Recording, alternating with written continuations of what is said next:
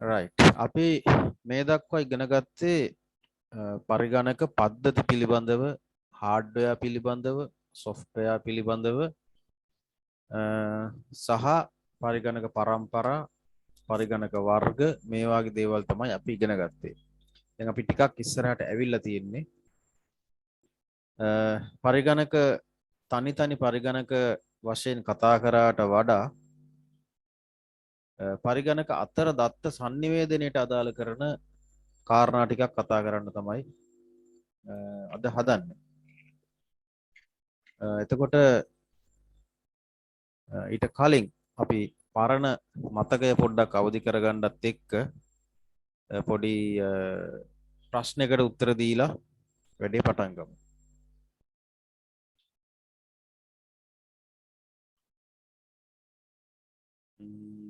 මෙන්න මේ ප්‍රශ්නයට උත්තර දෙන්න බලන්න.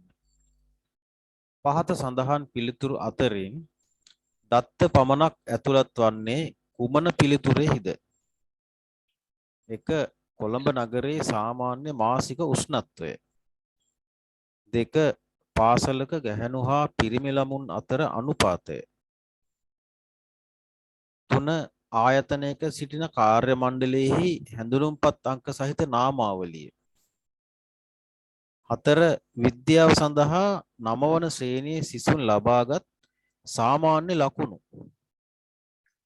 මේවා අතරින් දත්ත විතරක් ඇතුළත් වෙන පිළිතුර කුමක්ද කියලා අහනවා. කතා කරලා උත්තර දෙන්න බලන්න. නැත්නම් chat එක පාවිච්චි කරන්න බලන්න.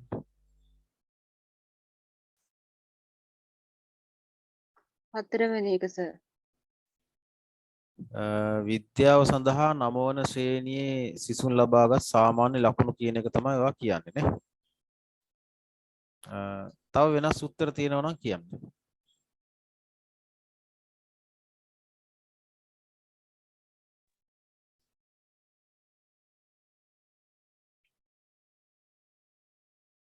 හැමෝම සක්‍රියව දායක වෙනවා නම් හොඳයි. උත්තරේ වරදින්න පුළුවන්. මොකද්ද?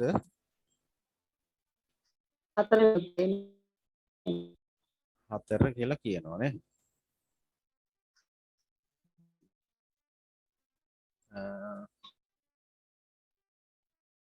අය වෙන උත්තර නැද්ද?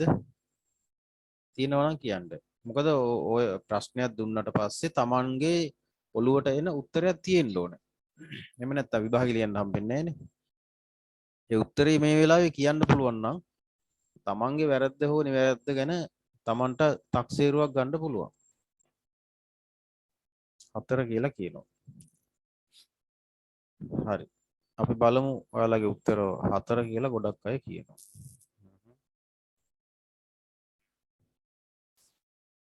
බලමු ඇයි එහෙම උනේ කියලා. බලමු මම දෙන උත්තරේ මොකක්ද කියලා.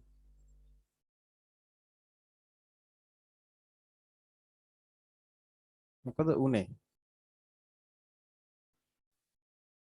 ඇයි එහෙම උනේ?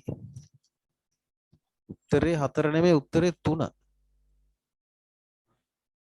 දැකපු ගමම්ම මේකට උත්තරේ තේරුවා. නමුත් වැඩි හිතුවේ නෑ. ඒකයි උනේ. අපි බලමු ඇයි කියලා. පළවෙනි උත්තරේ ඇයි වරදින්නේ? කොළඹ නගරයේ සාමාන්‍ය මාසික උෂ්ණත්වය. ඇයි වරදින්නේ ඒක? ඒක වෙනසකට උෂ්ණත්වය වෙනසකට වාදනය කරපු නිසා සැකසීමකට ලක් කරපු නිසා. ඕකේ එක වචනයක් පොඩ්ඩේ. ඕක තොරතුරක් වෙන්නේ කොතනින්ද? සාමාන්‍ය මාසික මේ විදිහට දවස් 30ෙම උෂ්ණත්වය ගත්තා. අරගත්තට පස්සේ ඒ 30ෙන් බෙදුවට පස්සේ නේද සාමාන්‍ය මාසික උෂ්ණත්වය ලැබෙන්නේ. එහෙම නැත්නම් මාස 12 ගත්තා. මාස 12න් ජනවාරි මාසයේ උෂ්ණත්වය ගත්ත සාමාන්‍ය. පෙබරවාරි මාසේ සාමාන්‍ය උෂ්ණත්වය ගත්තා. ඒ විදිහට මාස 12ෙම සාමාන්‍ය උෂ්ණත්වය අරගෙන ඒක 12න් බෙදුවා එකතු කරලා 12න් බෙදුවාම නේද සාමාන්‍ය මාසික උෂ්ණත්වය එන්නේ. ඒ කියන්නේ දත්ත ටික ප්‍රොසෙස් කරලා ඉවරයිනේ. එහෙනම් තොරතුරුනේ තියෙන්නේ.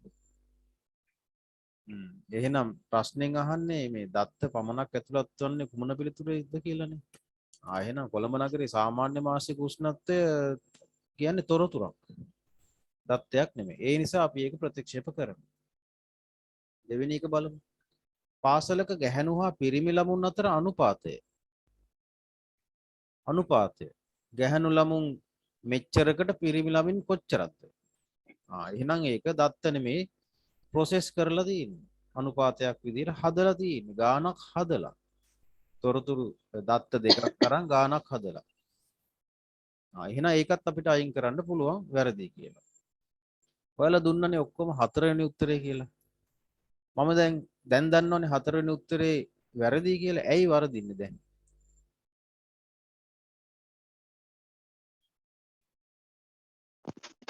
ඒකට සිසුන් ලබාගත් ලකුණු එකතු කරනවානේ.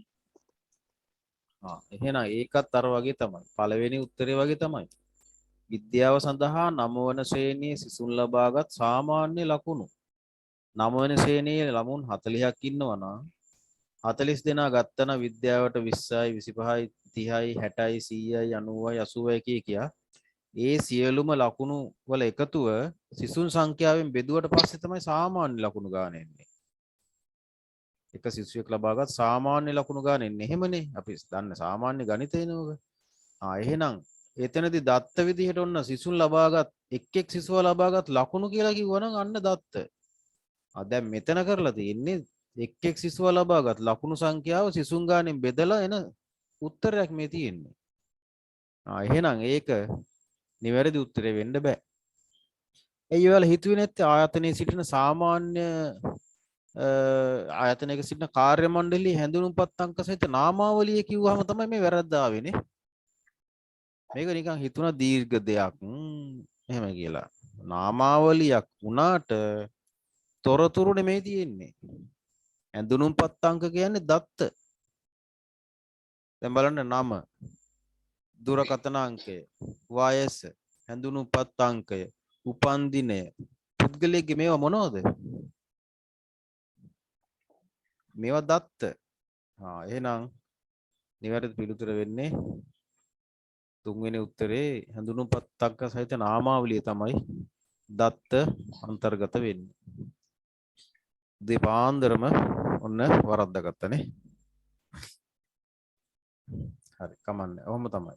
තව ඉගෙන ගන්නකොට ওই වගේ වැරදි වෙන එකක් නැහැ. රයිට්. එහෙනම් ඔන්න ඔය වගේ ප්‍රශ්න තමයි එන්නේ ඈ. හිතන් පළවෙනි ප්‍රශ්නෙට වගේ දෙන්නේ 1 2 3 ප්‍රශ්න අතරේ ඕවා තියෙන්නේ. අපි හිතාගෙන ඉන්නවා හරියටම ගැහුවා කියලා උත්තරේට. බලනකොට වැරදි. වැරදි වෙලා තියෙන්නේ හරියට කියව ගත්තේ නැතිකමේ. right. එහෙනම් අපි දත්ත sannivedanayට යමු.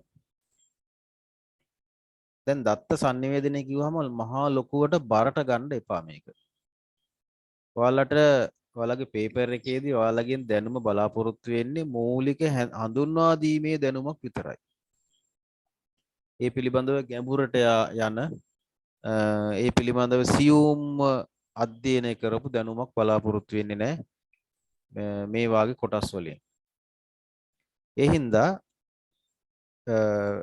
මේකෙදි අපි ඒ අදාළ කරන මතු පිට හඳුන්වා දීමේ දැනුම පදනම් දැනුම විතරක් තමයි ටාගට් කරන්නේ.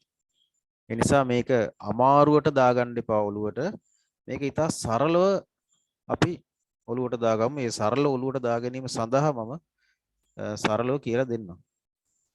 ඒත් එකම ඔයාලා හොඳ සක්‍රීය දායක වෙනවා නම් මේ උත්තර ප්‍රශ්නයකට උත්තරයක් අහනකොට උත්තර දෙනවා නම් chat එකට හරි අඩු ගානේ දානවා නම් ටයිප් කරලා මේ සාකච්ඡාව හොඳ විදිහකට ගෙනියන්න පුළුවන් සක්‍රීයව. right. අපි බලමු. දත්ත sannivedanaya කියලානේ අපි දැන් හඳුන්වන්නේ. එතකොට දත්ත sannivedanaya සඳහා අපි පාවිච්චි කරන උපාංග තියෙනවා. හරි? උපාංග සහ විවිධාකාර අංග තියෙනවා. මෙතන ප්‍රශ්නේ නම් අහලා තියෙන්නේ උපාංග 3කි කියලා. නමුත් උපාංග 3 කියන එකට වඩා දත්ත සංවේදන පද්ධතියක උපාංග හඳුන්වන්න කියලා මේ ප්‍රශ්නේ ආවනම් හරි. අපි මේ විදිහට දැන් බලමු. දන්න කෙනෙක් ඉන්නවා නම් කියන්න මොනවද දත්ත සංවේදන පද්ධතියක උපාංග? එහෙම නැත්නම් සංරචක. හොඳම වචන. දත්ත සංවේදන පද්ධතියක සංරචක මොනවාද? දන්න කෙනෙක් ඉන්නවා නම් කතා කරන්න. එහෙම නැත්නම් chat එකට දාන්න.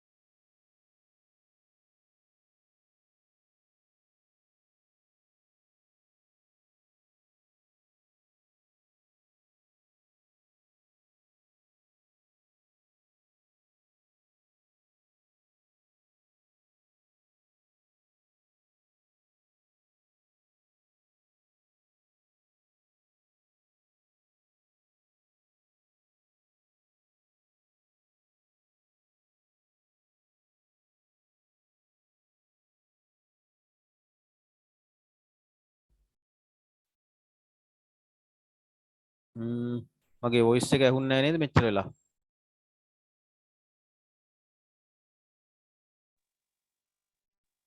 නෑ සර්. ඔව්. මෙතනද අපි අන්තිමට හිටියේ.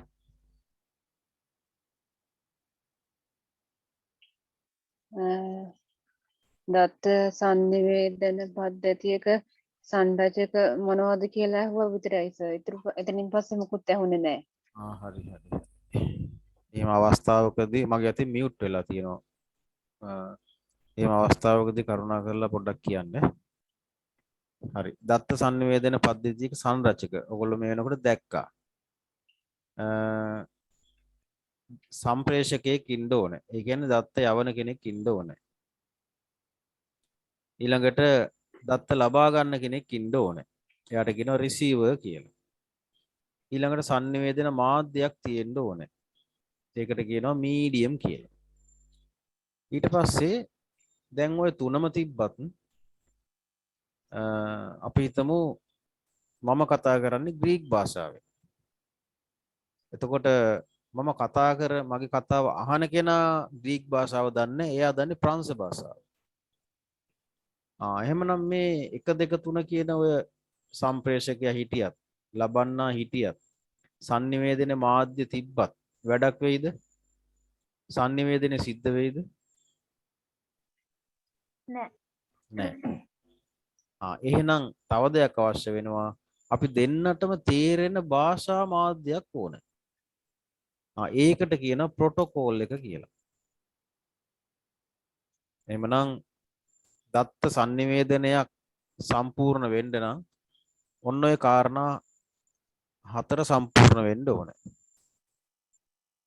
දැන් මෙතනදී මේ ප්‍රශ්නේදී දත්ත sannivedana පද්ධතියක උපාංග 3කි හඳුන්වන්න කියලා කිව්වේ. මේ 1 2 3 කියන්නේ තුනම උපාංග. හරිද? ඇත්තටම කියනවා නම් මේකත් කම්පියුටර් එකක්. මේකත් කම්පියුටර් එකක්. මේකත් රැහන් හෝ තරංග. මේක විතරක් එහෙම ඒකව නෙමෙයි. මේක හાર્ඩ්වෙයාර් නෙමෙයි.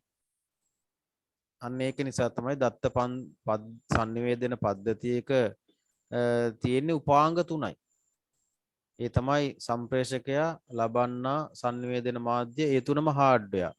මේක විතරක් සොෆ්ට්වෙයාර්. ප්‍රොටෝකෝල් කියන්නේ සොෆ්ට්වෙයාර්. අපි දෙන්නෙක් අතර නම් භාෂාව තමයි අපේ ප්‍රොටෝකෝල් එක.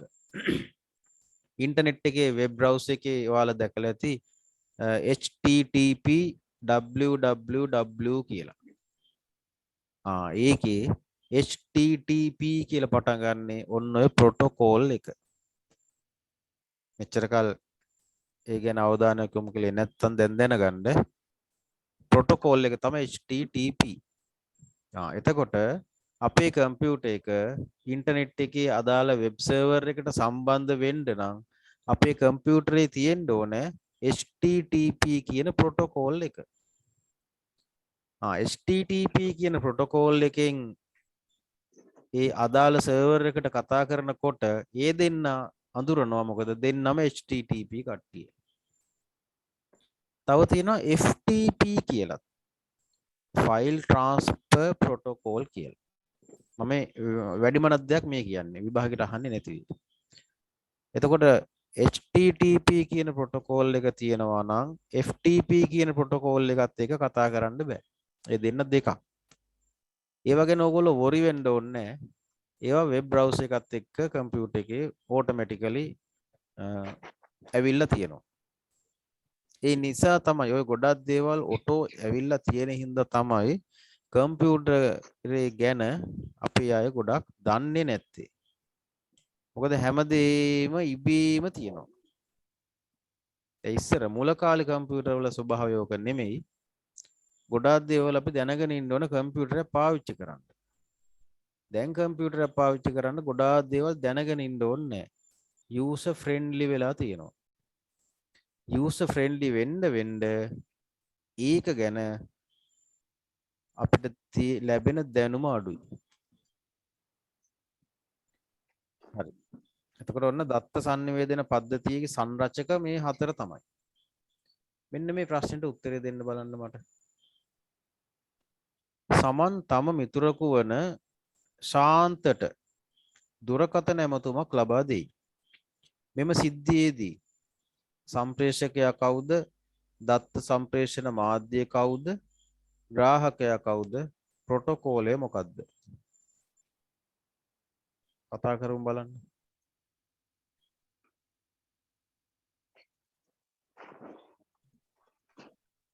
සමන් කියන්නේ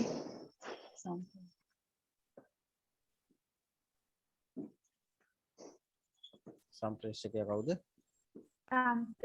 සම්ප්‍රේෂකයා සමන්. සමන් සම්ප්‍රේෂණ මාධ්‍ය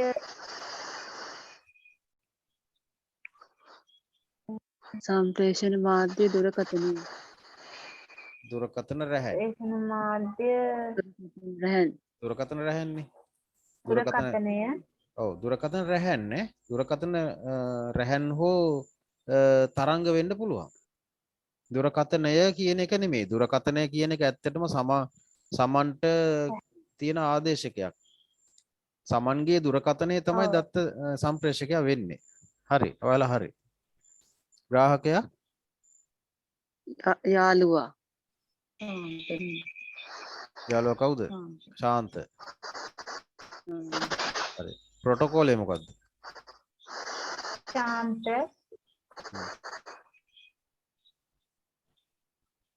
ප්‍රොටෝකෝලය මාධ්‍යනේ. ඔව් ප්‍රොටෝකෝල් එක මෙතන මොකද්ද වෙන්නේ? ඒ දෙන්නටම තේරෙන දේ මොකක්ද? භාෂා බාධන ඇමතුමට ඒ කතා කරන ප්‍රොටෝකෝලය වෙන්නේ භාෂා මාධ්‍යය. භාෂා ඔව්. සම්ප්‍රේෂකයා වෙන්නේ සමන්. දත්ත සම්ප්‍රේෂණ මාධ්‍ය වෙන්නේ දුරකථන රැහන් හරි අදාළ තරංග හරි. ග්‍රාහකයා වෙන්නේ ශාන්ත. ප්‍රොටෝකෝලය වෙන්නේ මේ දෙන්න පාවිච්චි කරන භාෂාව. ඉංග්‍රීසි වෙන්න පුළුවන්, සිංහල වෙන්න පුළුවන්, දෙමළ වෙන්න පුළුවන්, වෙන මොකක් හරි භාෂාවක් වෙන්න පුළුවන්. දෙකෙන් එකක් දැන් සමන් කතා කරන එක ශාන්තට තේරෙන්නේ නැත්නම් ඒක ප්‍රොටෝකෝල් එක වැරදි. sannivedana සිද්ධ වෙන්නේ නැහැ. ගැටලුවක් නෑ නේද? නැස. right. එහෙමනම් ඔයාලට දැන් ඔතනදී ප්‍රශ්නයක් තියෙනවා නම් චූටි හරි ගැටලුවක් ඇති වෙන්නේ ප්‍රොටෝකෝලය කියන එක ගැන. ඒක ගැන චූට්ටක් මම තව පැහැදිලි කරන්නම්. මොකද සම්ප්‍රේෂකයා ලබන්නා sannivedana මාධ්‍ය කියන එක මේ සාමාන්‍ය අපි අහලා දැකලා තියෙන දේවල්. ප්‍රොටෝකෝලය කියන එක තමයි පොඩ්ඩක් නුහුරු වචනයක් තියෙන්නේ. ප්‍රොටෝකෝල්. ඔකට සිංහල වචනයකුත් නැහැ. ප්‍රොටෝකෝල් කියන එක ඉංග්‍රීසි තමයි. ඒක තියෙන්නේ සිංහලෙම තමයි. ප්‍රොටෝකෝල කියන තමයි කියන්නේ. චුට්ටක් අය බලමු ප්‍රොටෝකෝලය කියන එක තව පොඩ්ඩක් පැහැදිලි කරගන්න අපි.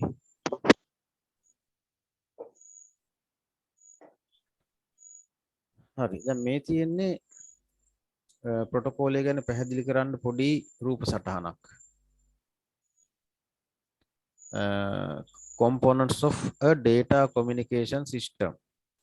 දත්ත sannivedana පද්ධතියක සංරචක. අර ඉස්සෙල්ලා කිව්වා පෙන්නුවා වගේම මෙතන තියෙනවා මෙතන ඉන්නවා sender ඉන්නවා. යවන්නා ඉන්නවා. ඊළඟට receiver ඉන්නවා. ඊළඟට transmission medium එක තියෙනවා. ඒ කියන්නේ sannivedana මාධ්‍ය. right. එතකොට sender විසින් යම්කිසි set of rules පාවිච්චි කරන්න ඕන. හරිද? ඒ කියන්නේ sender මම කතා කරන්නේ මේ භාෂාවෙන්. එන receiverත් කතා කරන්න ඕනේ. receiverට තේරෙන්නත් ඕනේ මේ භාෂාව. එතකොට sender යම්කිසි භාෂාවකින් පණිවිඩය යවනවා. ඒක receiver ග්‍රහණය කරගන්න නම් මේ rule එකම මේ rules ටිකම මේ receiver දැනගෙන ඉන්න ඕනේ. අන්න ඒකට තමයි protocol එක කියලා කියන්නේ. ඒක තමයි මම අර කිව්වේ ඉස්සෙල්ලා HTTP කියලා. මේ කම්පියුටරේ දැනගන්න ඕනේ HTTP එක, මේක දැනගන්නත් ඕනේ HTTP එක. HTTP කියලා කියන එකේ තේරුම තමයි ඔවා කෙටි ප්‍රශ්න වලට අහන්න පුළුවන් hyper text දන්නවද? hyper text transfer protocol. ලියලා හරි තියාගන්න. hypertext transfer protocol HTTP.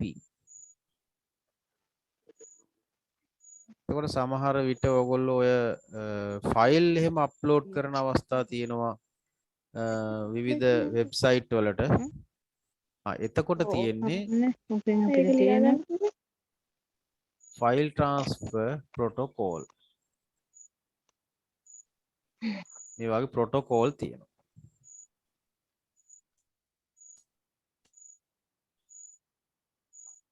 Web browser එක ඕපන් කරලා බලන්න වම් පැත්තේ ඇඩ්‍රස් බාර් එකේ වම් පැත්තේ කෙළවරේ තියෙනවා පටන් ගන්නෙම වෙබ් ඇඩ්‍රස් එකක් http කියන අකුරු හතරෙන් http:// www gov.lk ඔන්න ඔය විදිහට තමයි එන්නේ.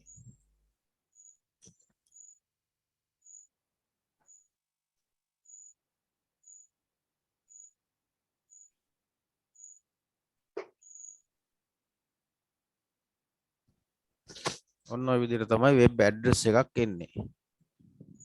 එතකොට මේ වෙබ් ඇඩ්‍රස් එක අපි ඇඩ්‍රස් බාර් එකේ ටයිප් කරලා එන්ටර් කරපු ගමන්ම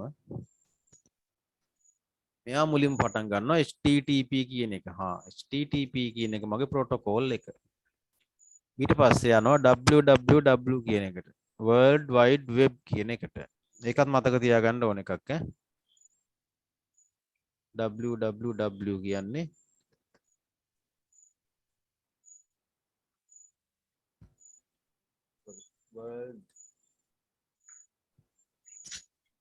world wide web. එතකොට තමයි එයා යන්නේ world wide web. world wide web එකට එන්ටර් වුණාට පස්සේ එයා බලන ඊළඟට gov. gov.lk කියන්නේ web domain name එක. web server එක. මේ වචන හතර විතරක් මතක තියාගන්න. මේක විභාගෙට අහන්න ඉඩ තියෙනවා http යනු කියලා දීලා වැරදි උත්තර තුනකුයි හරි උත්තරේ දෙන්න ඉඩ තියෙනවා. හරි උත්තරේ වෙන්නේ මේක. hypertext transfer protocol.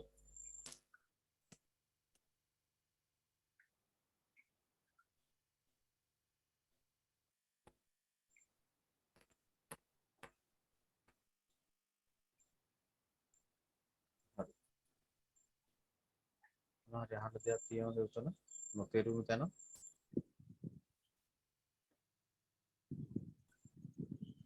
ඒකම තව චූට්ටක් මේ ටික ලියාගත්තද? මම ඉරේස් කරන්න හදන්නේ.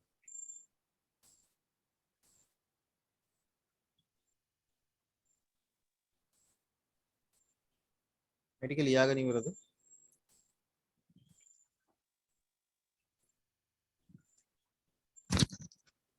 මේ ටික ඉරේස් කරන්නද? हाँ सर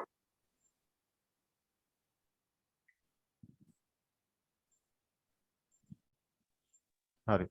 එතකොට ඕකම තව චූට්ටක් පැහැදිලි කරන්න තව පින්තූරයක් පෙන්වන්නම්. මේක. එතකොට මේකත් ඒ වගේම තමයි. sender ඉන්නවා, receiver ඉන්නවා, protocol දෙක තියෙනවා. එතකොට බලන්න step 1, step 2, step 3 කියන ඒ protocol එකේ ඒ පිළිවෙලම receiver ගේ protocol එකත් වෙනවා.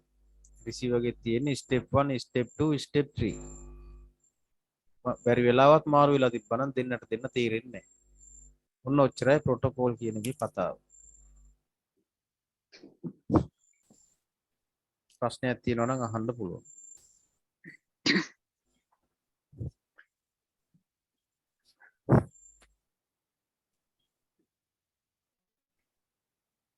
හරි. එහෙනම් මම අහනවා ඊළඟ ප්‍රශ්නේ.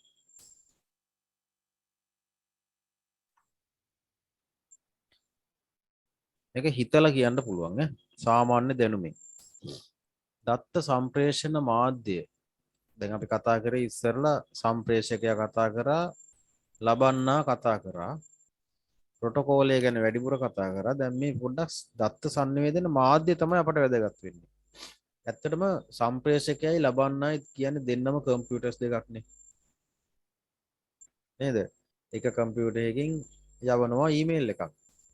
ඒක ලැබෙන්නේ තව කම්පියුටර් එකකට. එහෙනම් අපිට මෙතන දත්ත සම්ප්‍රේෂණ මාධ්‍ය තමයි දැන් මේ කතා කරන්නේ. දෙපැත්තේ තියෙනවා කම්පියුටර්ස් දෙකක්. හරි මට කියන්න දත්ත සම්ප්‍රේෂණ මාධ්‍ය ප්‍රධාන කොටස් දෙකයිලු. මේ දෙක මොනවද කියන්න බලන්න.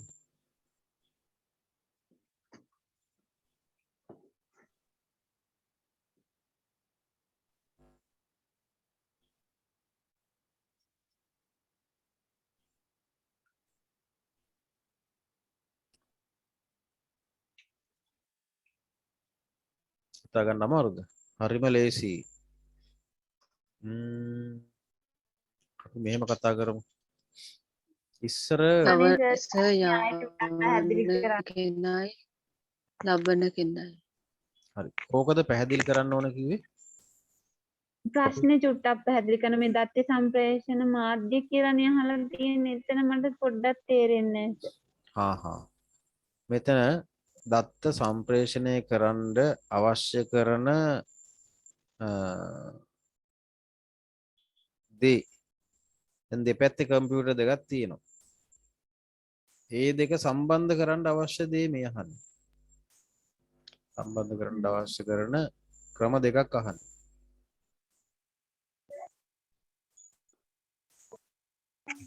කවුරු හරි උත්තරයක් දුන්නා නේද? අපෝ පොඩ්ඩක් කියනවද?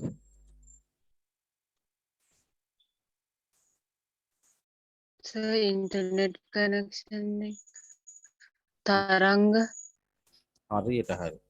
එකක් තමයි තරංග. ඒකට කියනවා රැහන් රහිත කියලා. එහෙනම් අනිත් එක මොකද්ද?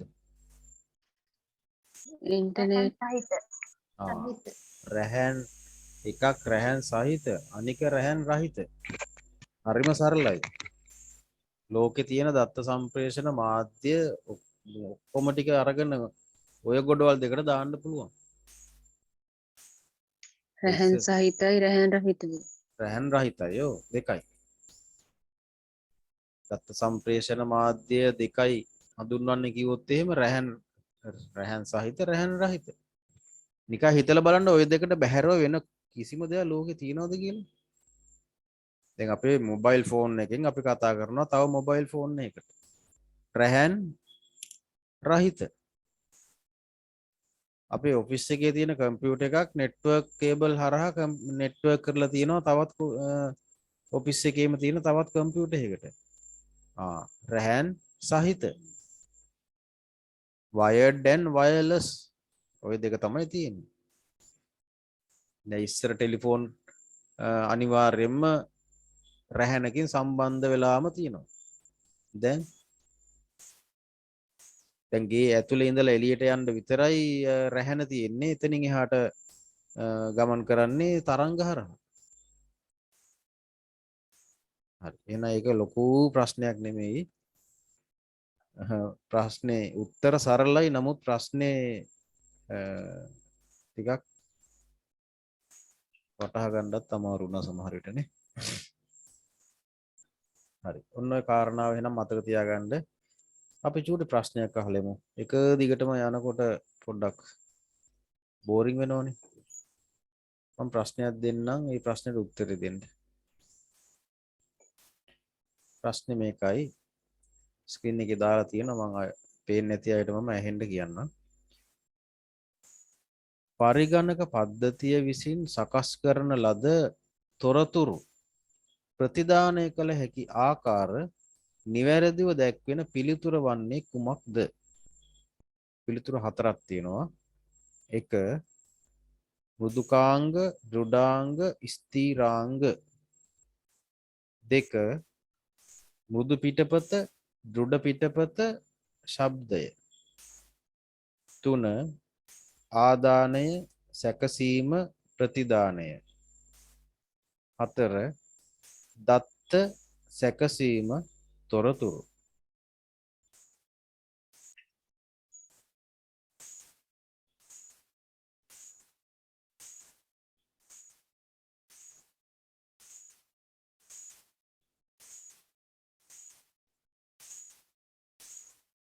chat එකට දානවා 2 කියලා කෙනෙක් දාලා තියෙනවා. තව ප්‍රශ්නේ අහන්නේ පරිගණක පද්ධතිය විසින් සකස් කරන ලද තොරතුරු ප්‍රතිදානය කළ හැකි ආකාර නිවැරදිව දෙවැනි එක සර්. දෙවෙනි එක. හරි. තව බලමු අපි උත්තර. 3 2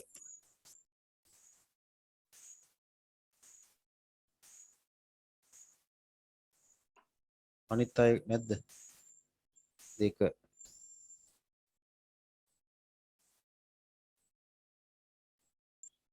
හරි. අපි උත්තරේ බලමු. මෙතන ප්‍රශ්නේදී අහන්නේ පරිගණක පද්ධතිය විසින් තොරතුරු මේ සකස් කරලා තියෙන තොරතුරු ඒක අවුට්පුට් කරන්න පුළුවන් ආකාරය. පළවෙනි ප්‍රශ්නෙට පළවෙනි උත්තරේ තියෙන්නේ මෘදුකාංග දෘඩාංග ස්ථිරාංග කියලා. මේවා එහෙනම් මේ අවුට්පුට් කරන්න පුළුවන් ආකාරද? නෑ ඒවා තියෙන්නේ පරිගණකයේ තියෙන මේ හાર્ඩ්වෙයාර් සොෆ්ට්වෙයාර් ෆර්ම්වෙයාර් කියන උත්තර තුන. ඒවා අවුට්පුට් ආකාර නෙමෙයි. උත්තරේ වෙන්නේ මේකේ දෙවෙනි එක. උත්තර දීපු අය හරි. ප්‍රතිදානය කළ හැකි ආකාරයක් තමයි මෘදු පිටපත. ඒ කියන්නේ මොනිටර් එකෙන් පෙන්වන එක. soft copy එක. දෙවෙනි එක තමයි දෘඩ පිටපත. hard copy එක. print out ගන්න පුළුවන්. print out එක. ඊළඟ එකත් output එකක්. ඒක ශබ්දය. එහෙනම් ඔන්න ඔය ප්‍රතිදානය කරන්න පුළුවන් ඔන්න ඔය ආකාරවලට තමයි. අනිත් එක තුන්වෙනි උත්තරේ බලමු. දැන් දෙවෙනි එක උත්තරේ හරි අපි ඒක හඳුනාගත්තා. තුන්වෙනි එක වෙන්නේ ආදානය සැකසීම ප්‍රතිදානය. ඉතින් ඒක වෙන කතන්දරයක් නෙවෙයි කියන්නේ. හතරවෙනි එක තමයි දත්ත සැකසීම තොරතුරු. ඒත් වෙන කතාවක් කියන්නේ. ඒ නිසා උත්තර වෙන්නේ දෙවෙනි එක. ඕකට දැන් උත්තර දැම්මේ 3 දෙනෙක් විතරනේ. 4 දෙනෙක් විතර තමයි උත්තර දුන්නේ. අනිත් අයට මොකද වෙන්නේ එතකොට? ඒ හිතා ගන්නවත් බැරිද නැත්නම් අනිත් අය දැනගනී කියලා දාන්නේ නැද්ද? මේක බස්නාහිර පළාත් අධ්‍යාපන කොට්ටාසේ 10 වසරේ ප්‍රශ්නයක්. එතකොට ඉතින් මට හිතන්න වෙන්නේ දන්නේ නැති නිසා දාන්නේ නැහැ කියලා. නමුත් ඒක නෙමෙයි වෙන්න ඕනේ. තමයි යම්කිසි උත්තරයක් ඔලුවට ගන්නම ඕනේ. එහෙම නැත්නම් මේ ක්ලාස් එකේ ඉඳලා වැඩකුත් නැහැ. ඊට වඩා හොඳයි පොත් බලවලා ඉඳලා එහෙම ඉතින් විභාග ලියන්න පුළුවන්.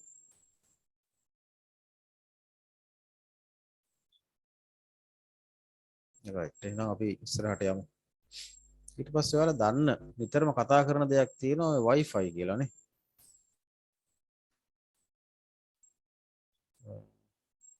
නෑ ඊට කලින් අපි බලමු දත්ත සංවේදන සම්ප්‍රේෂණ මාධ්‍ය ගැන බලමු. අපි දැන් කම්පියුටර්ස් ගැන කතා කරානේ. මෙතනදී ඇත්තටම කතා කරන්නේ මේ දත්ත සංනිවේදනය ගැන. පරිගණක දෙකක් හෝ කීපයක් සම්බන්ධ කිරීම සඳහා අපි පාවිච්චි කරන තාක්ෂණයන් ගැන කතා කරන්න මෙතන.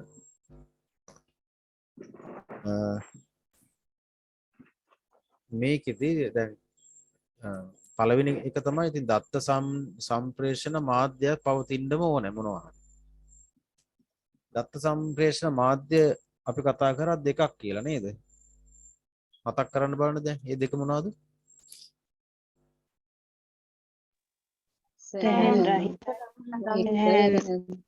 රැහන් සහිත සහ රැහන් රහිත. right. එතකොට ඕකට තව නමක් කියනවා. රැහන් සහිතේවට කියනවා නියමු මාධ්‍ය කියලා.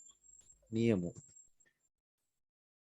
එතකොට රැහන් රහිතේවට කියනවා නියමු නොවන මාධ්‍ය කියලා. වචන දෙකක් විතරයි ඈ. පටලවා ගන්න එපා.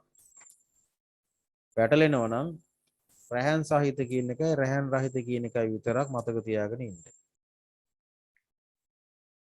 එතකොට රැහන් සහිත කියන එකට කියනවා guided media කියලා ඉංග්‍රීසියෙන්. guided media.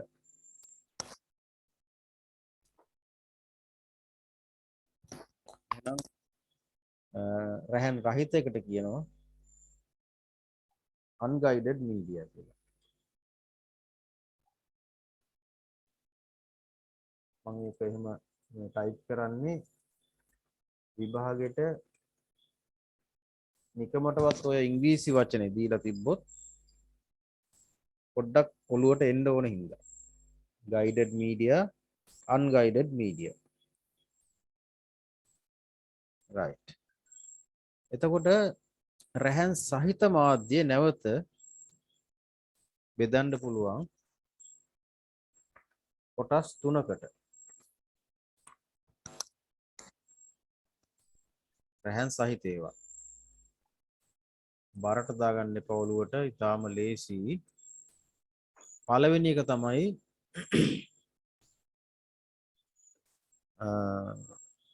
twisted pair cable කියන එක.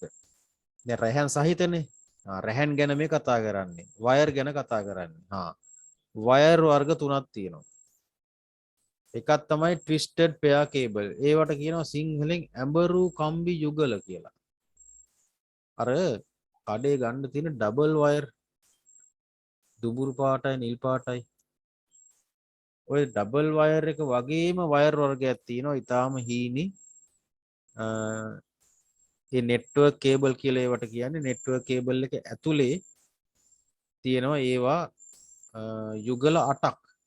යුගල 4ක්. කම්බි 8ක් තියෙනවා. අන්න ඒවට තමයි කියන්නේ twisted pair cable කියලා.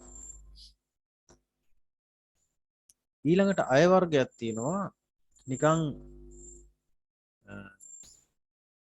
ඇන්ටනා වයර් එක දැකලා තියෙනව නේද? ගෙදර තියෙන. ඇන්ටනා වයර් එක වගේ වයර් වර්ගයක් තියෙනවා. ඒකෙනුත් නෙට්වර්ක් කරන්න පුළුවන්. ජාලගත කරන්න පුළුවන්. ඇත්තටම මෙතන මේ කතා කරන්නේ පරිගණක ජාලගත කරන්න අවශ්‍ය කරන වයර් වර්ග ගැන. අනිත් එක තමයි ඕගොල්ලෝ දැන් අහලා තියෙන ඔය ෆයිබර් ඔප්ටික් කේබල්. රැහන් වර්ග 3යි. එකක් තමයි ඇඹරු කම්බි යුගල. ඊගාව එක කොඇක්සල් කේබල්. එහෙම නැත්නම් සමාක්ෂ කේබල්. ඊළඟ එක ෆයිබර් ඔප්ටික් කේබල්. එහෙම නැත්නම් ප්‍රකාශ තන්තු.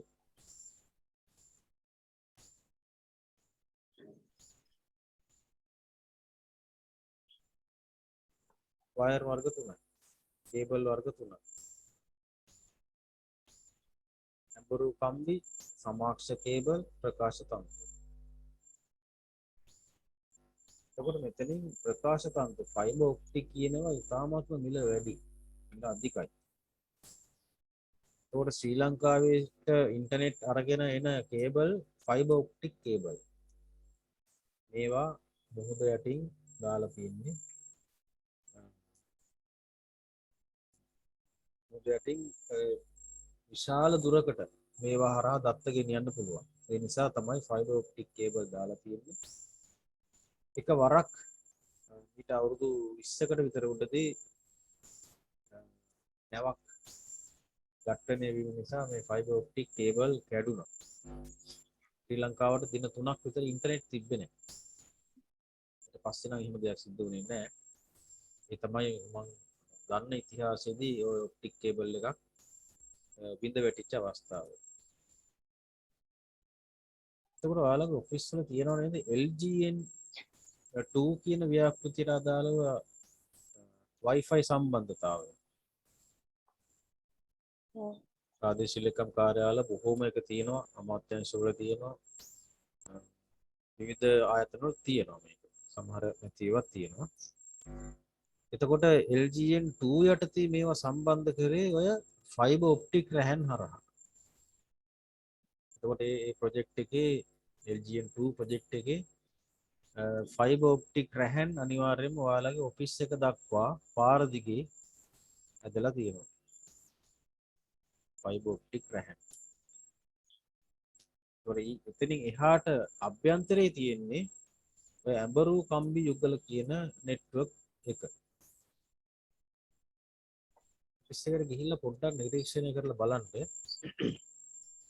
පාරේ ඉඳලා එන ටෙලිෆෝන් ලයින් එක සම්බන්ධ වෙනවා ඔෆිස් එකේ හයි කරලා ඇති බිත්තියක කොහේ හරි බොක්සස් ගහලා උපාංග කට්ටලයක්. ඒ උපාංග කට්ටලය දක්වා එන්නේ ෆයිබර් ඔප්ටික් රැහන්. ටෙලිකොම් එකේ අදාළ සර්වර් වල ඉඳලා එන්නේ ওই රැහන හරහා. පොළොව යටින් දාලා තියෙනවා. ওই රැහන හරහා තමයි එන්නේ. ඊට පස්සේ ඇවිල්ලා අර උපාංග කට්ටලය ළඟට ආවට පස්සේ එතන ඉඳලා ඔෆිස් එකේ හයි කරලා තියෙනවා රවුටර් එක. සමහර වගේ රවුටර්ස් දෙකක් හයි කරලා තියෙනවා. එතකොට ඒ රවුටරේ දක්වා යන්නේ කේබල් හරහා.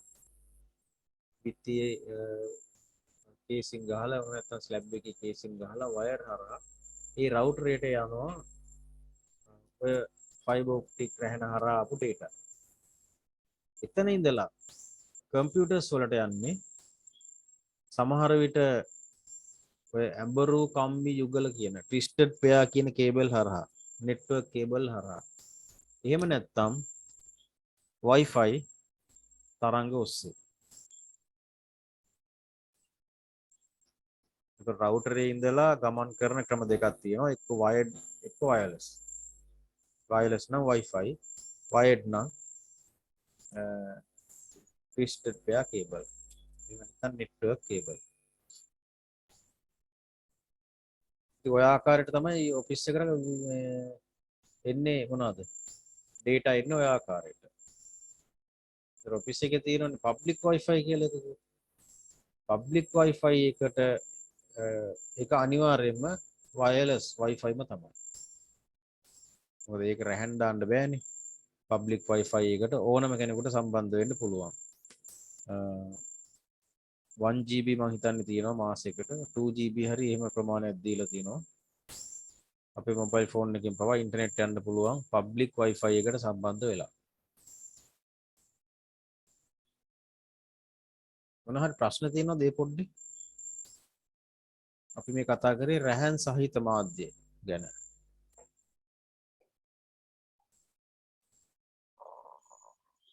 ඒක නේස කොටස් 3කට බෙදෙනවා කියලා කිව්වේ රහන් සහිත එක. ඔව් දත්ත සම්ප්‍රේෂණය මුලින්ම අපි බෙදුවා කොටස් දෙකකට රැහන් සහිත රැහන් රහිත කියලා රැහන් සහිත එක අපි කොටස් 3කට බෙදුවා කේබල් වර්ගවල කේබල් වර්ග 90 එච්චරයි twisted pair coaxial fiber ඇඹරු කම්බි සමාක්ෂ ප්‍රකාශ බලමු කම්බි සමාශ්‍රක.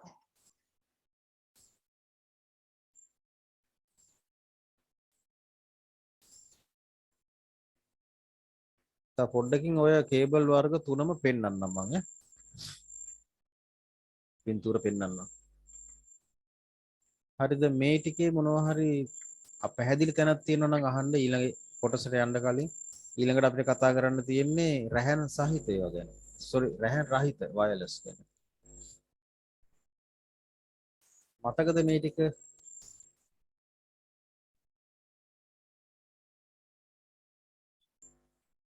රැහන් සහිත ඒවා වර්ග 3යි ඇඹරු කම්බි සමාක්ෂ ප්‍රකාශ මම පොඩි ප්‍රශ්නයක් අහන්නම්කෝ එහෙනම් අපේ ආයතනයේ ඇතුළත පරිගණක ටික ජාලගත කිරීම සඳහා පාවිච්චි කරන කේබල් වර්ගය මොකක්ද ඔය තුනෙන් ඇඹරු කම්බි යුගල ඇඹරු කම්බි යුගල ඇයි අපි ෆයිබර් ඔප්ටික් රැහන් පාවිච්චි කරන්නේ නැත්තේ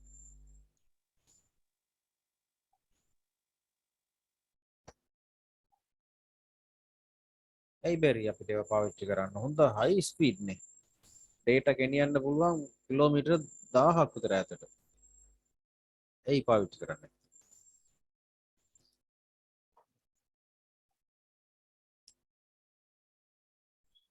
මොකදයට ඉන්දියාවට මේ ඇමරිකාවට දාලා තියෙනවා නම් ඇයි ඔෆිස් එකේ දාගන්න බැරි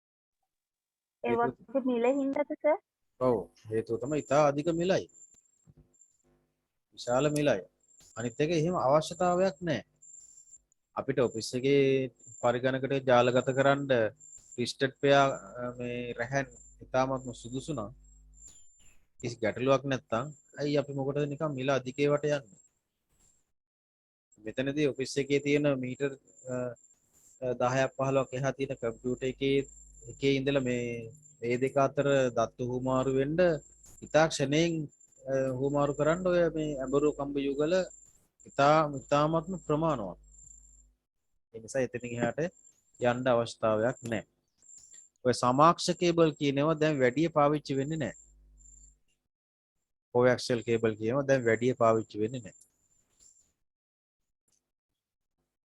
හරි මම හිතනවා එහෙනම් ඒ ටික හොඳටම තේරුම් යන්න ඇති කියලා ලොකු දෙයක් නෑ උතන ඊළඟට බලමු රැහන් රහිත ඒවා ගැන. right. රැහන් රහිත ඒවත් තුනකට බෙදෙනවා.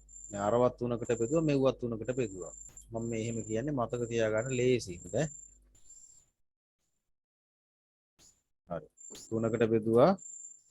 ඒ තුන වෙන්නේ එකක් තමයි මයික්‍රෝවේව්ස් ශුද්ධ තරංග. දැන් රැහන් රහිතවන කතා කරන්නේ අනිවාර්යෙන් සිග්නල්. අනිත් එක තමයි චන්ද්‍රිකා සම්ප්‍රේෂණය. ඒවා රේඩියෝ සිග්නල්ස් සැටලයිට්. අනිත් එක තමයි ඉන්ෆ්‍රාරෙඩ් අධෝරක්ත කිරණ. එතකොට රැහන් රහිතව දත්ත සම්ප්‍රේෂණය කරනවා නම් ඔන්න ඔය ආකාර වලින් දත්ත සම්ප්‍රේෂණය කරන්න පුළුවන්. ඒවා ගැන ගැඹුරට දැනගන්න අවශ්‍ය නම් ඉන්ටර්නෙට් එක පරිහරණය කරන්න සර්ච් කරන්න බලන්න. විභාගයට අවශ්‍ය වෙන්නේ මේවා නම් කිරීමක් විතරයි.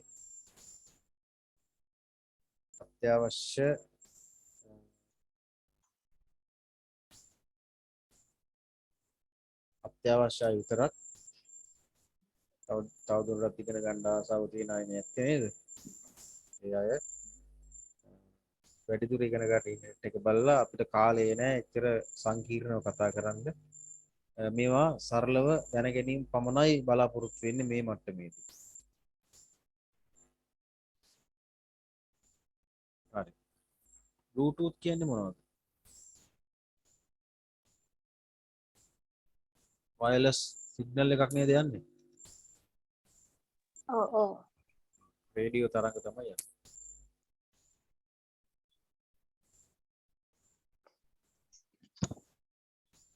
right. Wi-Fi කියන්නේ මොනවද?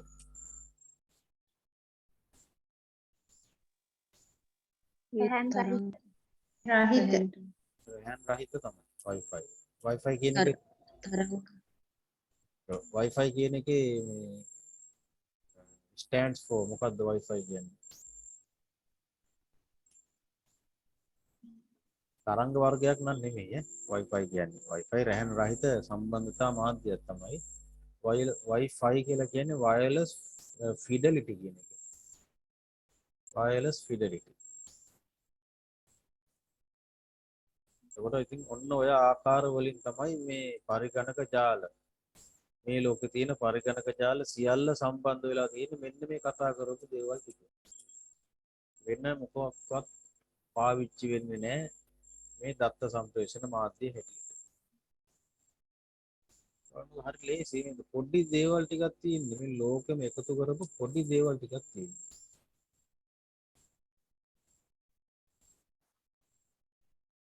දැන් අපි software ගැන කතා කරද්දී ලෝකෙම තියෙන ඔක්කොම software ටික බෙදුවේ කොටස් දෙකකට. system software, application software. ඒ වගේම දත්ත සම්ප්‍රේෂණ මාධ්‍යත් බෙදුවේ කොටස් දෙකකට.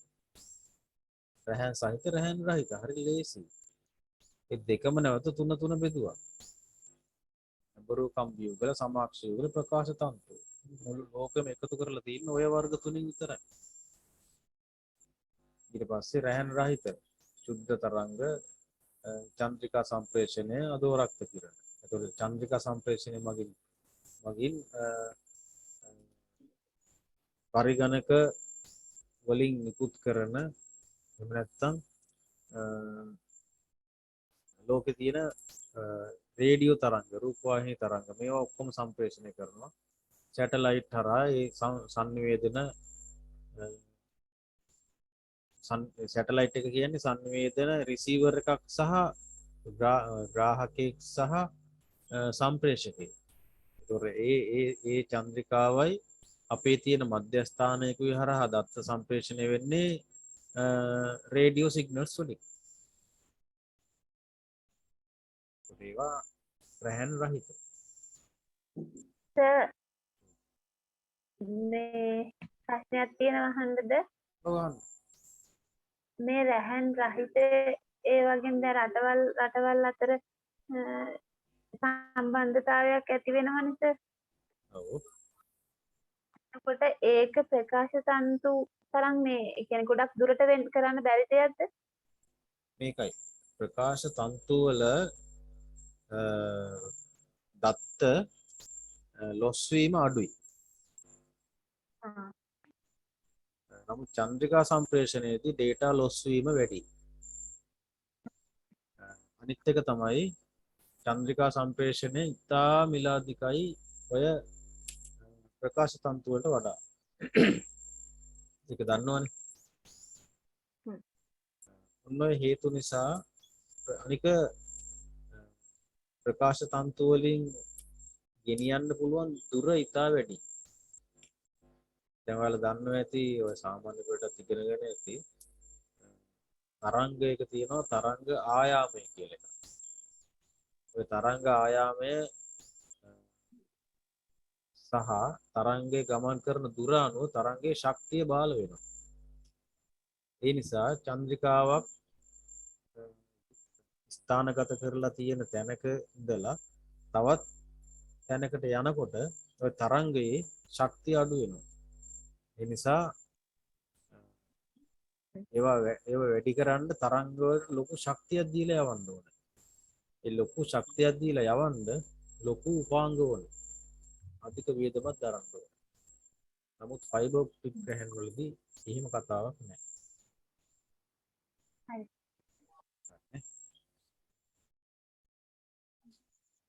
ප්‍රශ්න අහන්නේ මොකද? අපිට සාකච්ඡාව එකම රේඛාවක යන්නට පොඩ්ඩක් විවිධාංගීකරණයක් කරලා යන්න පුළුවන්.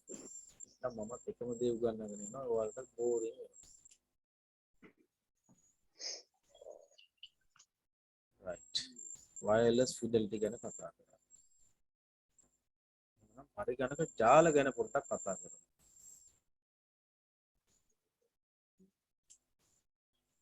දැන් මොලේට පොඩ්ඩක් වද දීලා හිතන්න බලන්න පරිගණක ජාලයක් කියන කුමක්ද කියලා.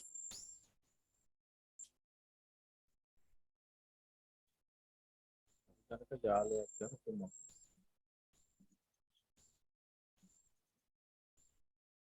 දැන් හිතලා උත්තරයක් හදන්න බලන්න. අපි හිතමු මේක දන්නේම නැතුව විභාගෙට ගිහලා වාඩි වෙනවා. තියෙනවා ඔන්න ප්‍රශ්නයක් කෙටි ප්‍රශ්නයක්. මොකක් හරි ලියන්න එපේ. අතාරින්න බෑනේ.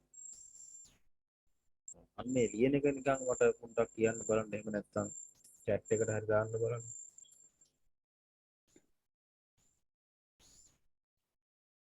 පරිගණක දෙකක්. පරිගණක ජාලයක් කියන්නේ පරිගණක දෙකක් හෝ කිහිපයක් එකට එකතු වෙලා හැදිච්ච එකක්. බොහෝම ආසන්න උත්තරයක්. chat එකට දාලා තියෙනවා. පරිගණක ජාලය කියන්නේ පරිගණක එකක් හෝ කිහිපයක් දත්ත සම්ප්‍රේෂණ මාධ්‍යයන් හරහා එකිනෙකට සම්බන්ධ වීම. හරියටම හරි උත්තරේ. හොඳයි. පරිගණක ජාලයක් කියන්නේ සම්පත් හුවමාරු කරගන්න පුළුවන් වෙන විදිහට sannivedana මාධ්‍ය වලින් සම්බන්ධ කර ඇති පරිගණක දෙකක් හෝ වැඩි ගණනක්. එහෙනම් ওই විදිහට හදා ගන්න පුළුවන් නම් විභාගෙ ගොඩ යන්න පුළුවන්. හරි. ඔයාලා දීපු උත්තර හරියට හරි. දැන් අපිට පරිගණක ජාලගත කරලා නිකන් තියලා වැඩක් නැහැ නේ. සම්පත් හුවමාරු කරගන්න ඕන. මොනවද මේ සම්පත්? හුවමාරු කරගන්න තියෙන සම්පත් මොනවද පරිගණක අතර?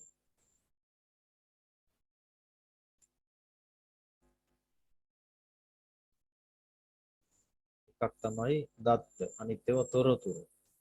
ඊළඟට අපි හිතමු අපේ ඔෆිස් එකේ තියෙන එක printer එකයි.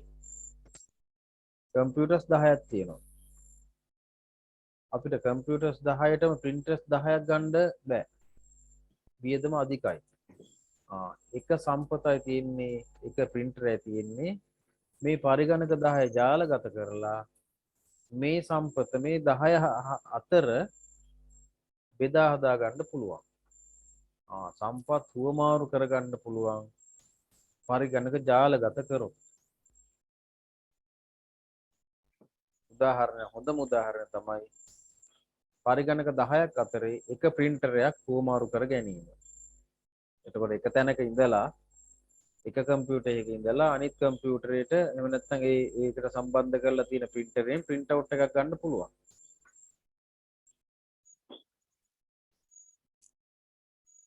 තේරුණානේ?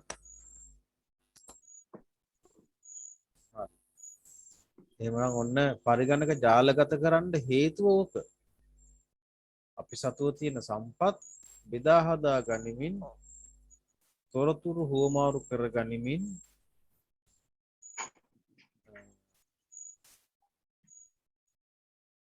ෂෙයා කර ගනිමින් ඒ කියන්නේ හුවමාරු කර ගන්නවා කියන්නේ ෂෙයා කරනවටනේ කරගනිමින් පාවිච්චි කරන්න පුළුවන් වීම තමයි පරිගණක ජාලගත කරන්න හේතුව. එහෙම නැත්නම් වැඩක් නැහැ. ජාලගත කිරීමයි වැඩක් නැහැ නේ අපිට ප්‍රයෝජනයක් නැත්තම්. ප්‍රයෝජනේ ඔන්න ඕක. දැන් බොහෝ කාර්යාලවල කරන්නේ එක printer එකක් හයි කරලා තියෙනවා එක කම්පියුටර් එකකට. කම්පියුටර්ස් තියෙනවා බර ගානක් ඔෆිස් එකේ. print out එකක් ගන්න උනහම කරන්නේ එක කම්පියුටර් එකකට ටයිප් කරන්නේ පෙන් එකක දාගෙන අවිල්ලා මේ කම්පියුටර් එකට ගහලා එහෙම තමයි print out එක ගන්න. ඉතාලම අකාර්යක්ෂම ක්‍රමයක්. ජාලගත කරලා තිබ්බනම් අර කම්පියුටර් එකෙන් ටයිප් කරපු ගමන්ම print out එක ගන්න පුළුවන් මෙතන. ඒකෙම print එක දෙන්න පුළුවන්. ඉතින් මේ තැන් වලට තාම මේ රජයේ කාර්යාල ගමන් කරලා නැහැ. හැබැයි පෞද්ගලික අංශය මේ තැන තමයි ඉන්නේ. ඒ ගැන ක්‍රියා කළ යුත්තෝ කවුද? රයිට්. පරිගණක ජාලයක තියෙන්න පුළුවන් පරිගණක විතරද? නෑ නේද? දැන් මම ඉස්සෙල්ලා කිව්වා මුද්‍රණ යන්ත්‍රයක් තියෙන්න පුළුවන් කියලා. ස්කෑනර් එකක් තියෙන්න පුළුවන්. වෙනත් ඕනෑම පරිගණක උපාංගයක් තියෙන්න පුළුවන්. පෙරිෆරල්ස් නේ? ඉන්පුට් ඩිවයිස් තියෙන්න පුළුවන්, අවුට්පුට් ඩිවයිසස් තියෙන්න පුළුවන්. හොඳම උදාහරණය තමයි printer එක.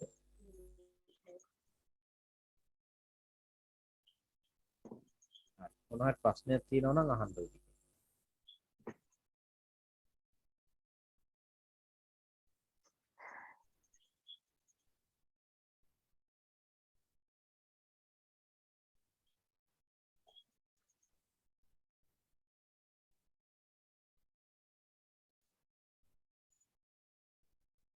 එහෙම නැත්තම්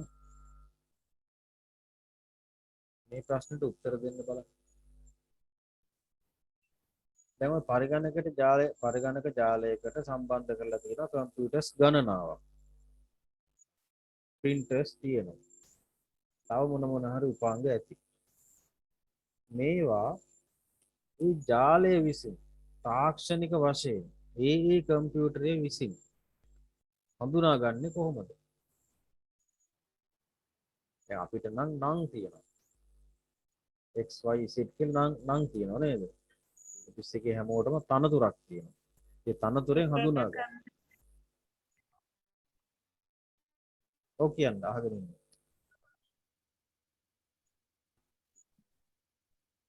එක කම්පියුටරේට වෙනම මොකක් හරි කේසයක් හරි වෙන සංකේතයක් මොකක් හරි දීලා තියෙනවා. හරි. හිතුවා හරි. වෙනම සංකේතයක් තියෙනවා.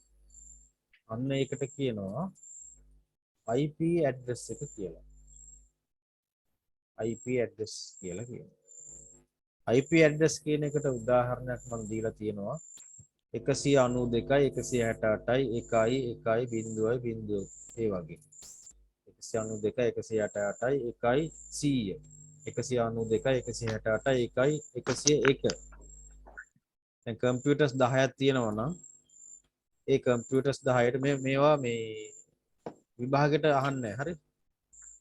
ඔයාලගෙන් අහන එකම දේ තමයි හඳුනාගන්නේ කොහොමද? IP address මගින්. එච්චරයි දැනගන්න ඕනේ. ඒතර කම්පියුටර්ස් 10ක් තියෙනවා නම් IP address 10 එන්න පුළුවන්. 192.168.1.1 192.168.1.2 192.168.1.3 මේ විදිහට 10 එන්න පුළුවන්. එතකොට අපිට එකයි 10 කම්පියුටර් එකට මැසේජ් එකක් යවන්න ඕන නම් ඒ මැසේජ් එක ඒ ආදාළ software එක හරහා 1.10කට යවනවා. හැබැයි මේ IP address එක කියන එක අපි දකින්නේ අපි දකින්නේ වෙන නමක්. යටින් දුවන්නේ මෙන්න මේ IP address. දැන් ඔයාලා කම්පියුටර් එකෙන් සම්බන්ධ වෙනවනේ ඉන්ටර්නෙට් එකට. ඒ වගේම තමයි අර printer එකටත් IP address එකක් එනවා. right. ඉන්ටර්නෙට් එකට සම්බන්ධ වෙනවනේ. එතකොට අපි ඉන්ටර්නෙට් එකට සම්බන්ධ වෙනකොට අපේ කම්පියුටර් එකට IP address එකක් assign වෙනවා. IP address එක assign වෙනවා. ඒ IP address එක මෙන්න මේ දීලා තියෙන IP address එක වගේ සමාන එකක්. මේ වගේ එකක්. එතකොට ඔන්න ඔතනින් තමයි ඔය විවිධාකාර වංචනික ක්‍රියා කරන අයව හඳුනාගන්නේ ඔන්න ඕකෙන්. දැන් මම මේ වෙලාවේ ඉන්ටර්නෙට් එකට දැන් අපි සියලුම දෙනා සම්බන්ධ වෙලා ඉන්නවා. අපි සියලුම දෙනාට තියෙනවා අපිටම ආවේනික වෙච්ච IP address එකක්. මේ IP address එක අපට හම්බ වෙන්නේ අපි සම්බන්ධ වෙලා ඉන්න ඉන්ටර්නෙට් සර්විස් ප්‍රොවයිඩර් මගින්. ISP මගින්. ISP. ඔයාලා දන්නවද ඔයාලගේ ISP කවුද කියලා? එක එක්කෙනාට වෙන වෙන ISP ලා ඇති. කියන්න පුළුවන් තමන්ගේ ISP කවුද කියලා.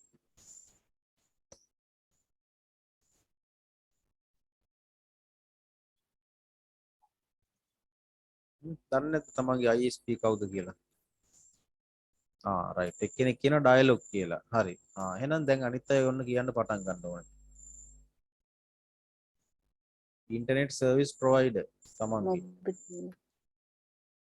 ඩයලොග් වෙන්න පුළුවන්. මොබිටෙල් වෙන්න පුළුවන්.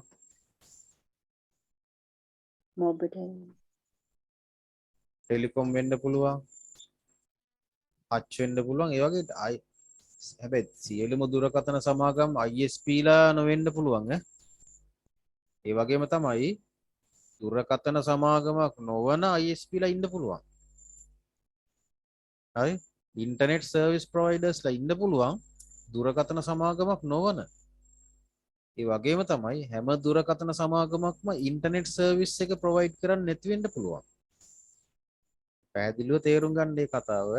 දැන් ඔය කියාගෙන යන විදිහට ලංකාවේ තියෙන ටෙලිකොම් එහෙම නැත්නම් මේ ඉන්ටර්නෙට් දුරකථන සමාගම් ඔක්කොම නම් කියන්න පුළුවන්. හැබැයි සමහර ආයතන සපයන්නේ නැති වෙන්න පුළුවන්. ඒ ඉස්සර තිබ්බ සන්ටෙල් කියලා එහෙම. සන්ටෙල් එක දුන්නා මං හිතන්නේ. නොදෙන ආයතන තියෙනවා. හරි. එහෙනම් අපි ඉන්ටර්නෙට් සර්විස් ප්‍රොවයිඩර් වෙන්නේ අපි මොන ආයතනය හරහාද ඉන්ටර්නෙට් එකට සම්බන්ධ වෙන්නේ කියන එක්කෙනා තමයි අපේ ISP. ඒ ISP තමයි අපිට ලබා දෙන්නේ. ඒක ඕටෝමැටිකලි වෙන්නේ. ISP එයා තමයි ලබා දෙන්නේ මේ IP address එක. මේ IP address එක අපිට හම්බ වුණාට මේ වෙලාවේ අපි ඩිස්කනෙක්ට් කරලා තව වෙලාවකින් ගත්තොත් එහෙම අපට හම්බෙන්නේ වෙන IP address එකක්. ඒක මාරු වෙනවා. ඉතින් IP address කතාවට ගියහම තව තියෙනවා ගොඩක් දැන් ලංකාවේ IP address එකක් වෙනම තියෙනවා. ලංකාවෙන් කම්පියුටර් එකක් සම්බන්ධ වුණා නම් ඉන්ටර්නෙට් එකට ඒකේ IP address එක වෙනම තියෙනවා. අපිට හොයන්න පුළුවන් Google එකේ මගේ IP address එක මොකක්ද කියලා. ඔයාලට මම ස්ක්‍රීන් එක පොඩ්ඩක් ඕන ෂෙයා කරලා නෑ ඕනේ. IP address එක ඔයාලා නිකන් Google එකේ ගහලා බලන්න සර්ච් කරලා මෙන්න මේක what is my IP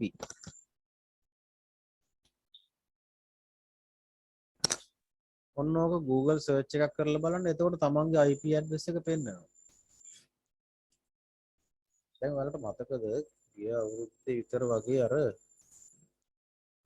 පාස්කු ඉරිදා ප්‍රහාරයෙන් පස්සේ අපේ රටේ සමාජ ජාලා බ්ලොක් කරා. සෝෂල් මීඩියා බ්ලොක් කරානේ. Facebook යන්න බැරුව තිබ්බා. හැබැයි සමහරු Facebook ගියා. මොකද්ද මෙතනදී උනේ?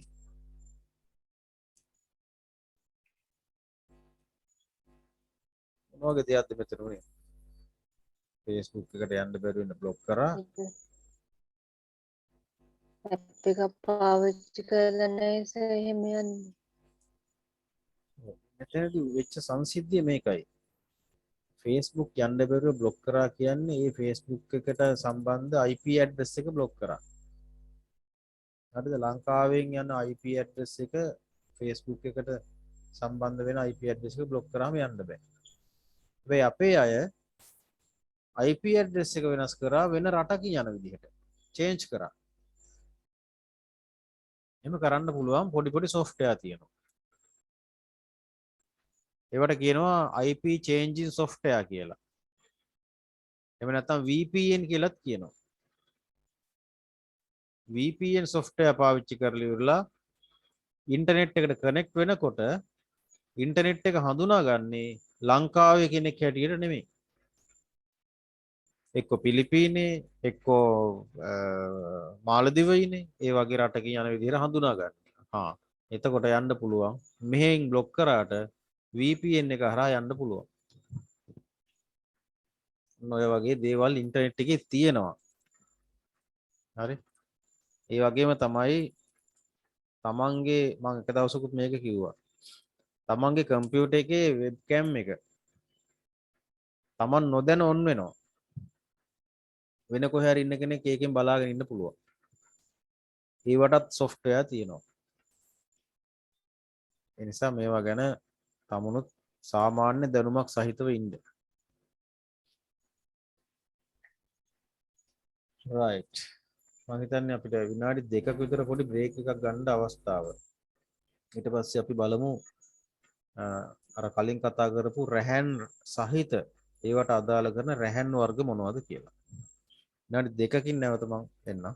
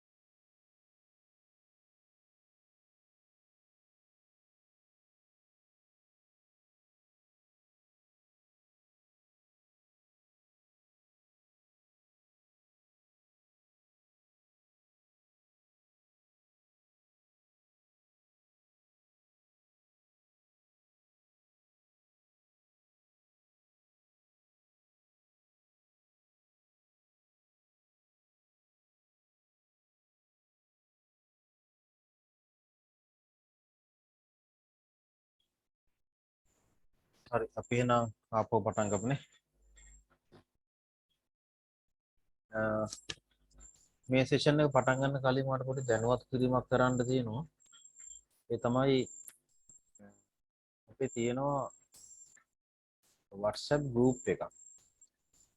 මේ ක්ලාස් වලට සම්බන්ධ වෙන අය සියලුම දෙනාව එකතු කරපු WhatsApp group එකක් තියෙනවා. මෙතන මේ ඉන්න අය මේකෙන් පස්සේ මට මැසේජ් එකක් දාන්න රෙකෝඩින් කියලා. එතකොට මම ඒ රෙකෝඩින් එක ඕගොල්ලන්ට දෙනවා. ඒත් එක්ක මම ඒ WhatsApp group එකට අදාළ කරන join වෙන link එක එවනවා. එතකොට ඒ WhatsApp group එකට join වෙන්න ලබන සතියේ ක්ලාස් එකේ මම link එක දාන්නේ WhatsApp group එකට විතරයි. මොකද ගොඩාක් අයට link එක දාන්න ගියාම මේක කරදරයක්. ඒ නිසා ඒ WhatsApp group එකට join වෙන්න ඒ link එක recording සියලුම දේවල් ඒ WhatsApp group එක හරහා තමයි ඊට පස්සේ sannivedana වෙන්නේ. ප්‍රශ්නයක් තියෙනවද මොනවා හරි?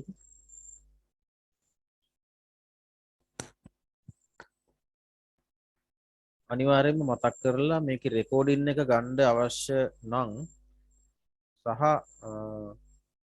ඒ WhatsApp group එකට join වෙන්න ඕන නම් මට රෙකෝඩින් කියලා මගේ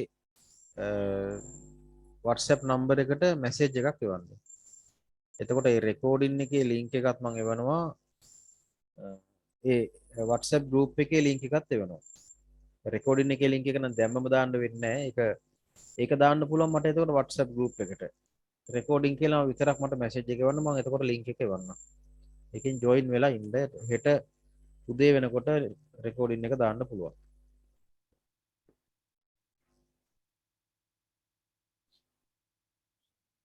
හරි. එහෙනම් අපි මෙතනින් එහාට පානිමු ටිකක් නේ. ඉස්සරලා අපි කතා කරා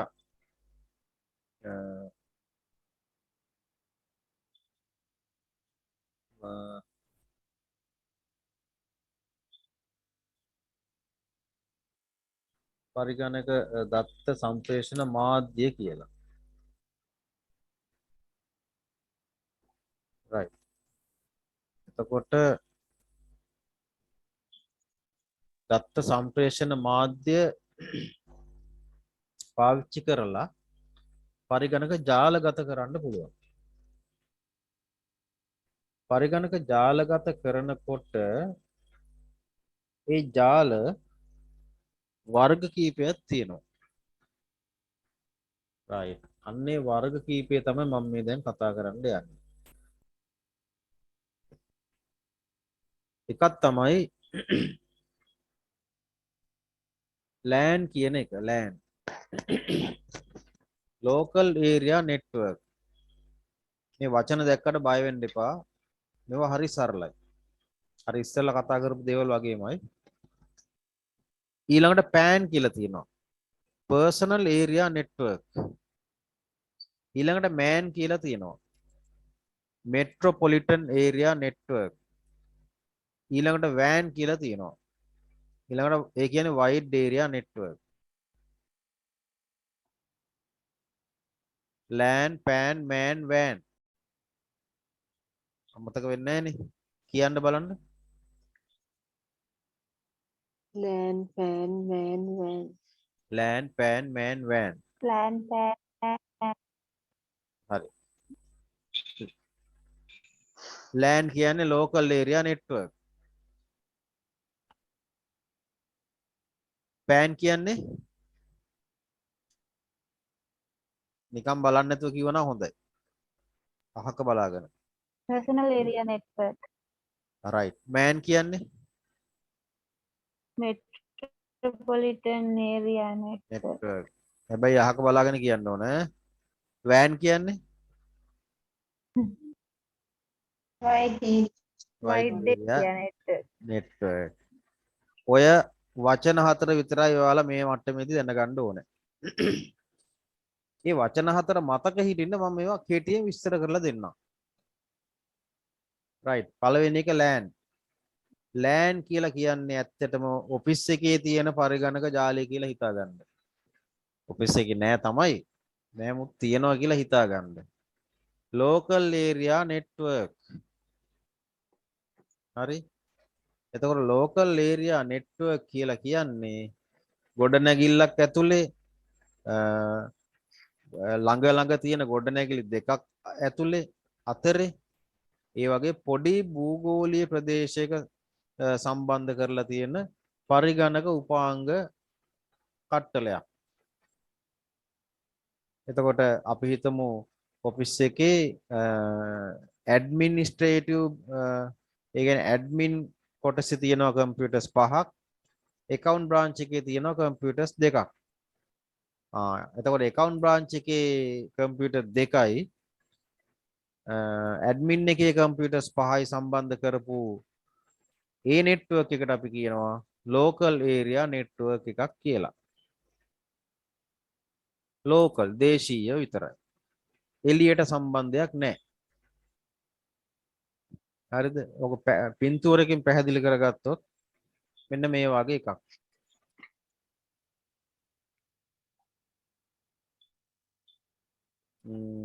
මధుරිකාට පේන්නේ නැති නිසා මම චූට්ටක් පින්තූරේ විස්තර කරන්නම්. කම්පියුටර්ස් 5ක් විතර ඔය මම කරපු විස්තරේම තමයි ඒක රූප සටහනකින් මේ පෙන්නලා තියෙනවා. කම්පියුටර්ස් 5ක් තියෙනවා. ඒ කම්පියුටර්ස් 5 ඉරි කෑලි වලින් සම්බන්ධ කරලා තියෙනවා. ඒවා තමයි දත්ත සම්ප්‍රේෂණ මාධ්‍ය. එතකොට මේගොල්ලෝ ඔක්කොම ග්‍රාහකයෝ සහ සම්ප්‍රේෂකයෝ, රිසීවර්ස්ලා සහ සෙන්ඩර්ස්ලා. රයිට්. ඔන්න ලෝකල් ඒරියා නෙට්වර්ක්. දැන් LAN කිව්වහම මේ පින්තූරේ මතක් වෙන්න ඕනේ. PAN. ඊළඟට PAN බලමු. personal area network. personal area network කියන එක හිතා ගන්න හරි සරලයි. ඒක මෙච්චරයි තියෙන්නේ.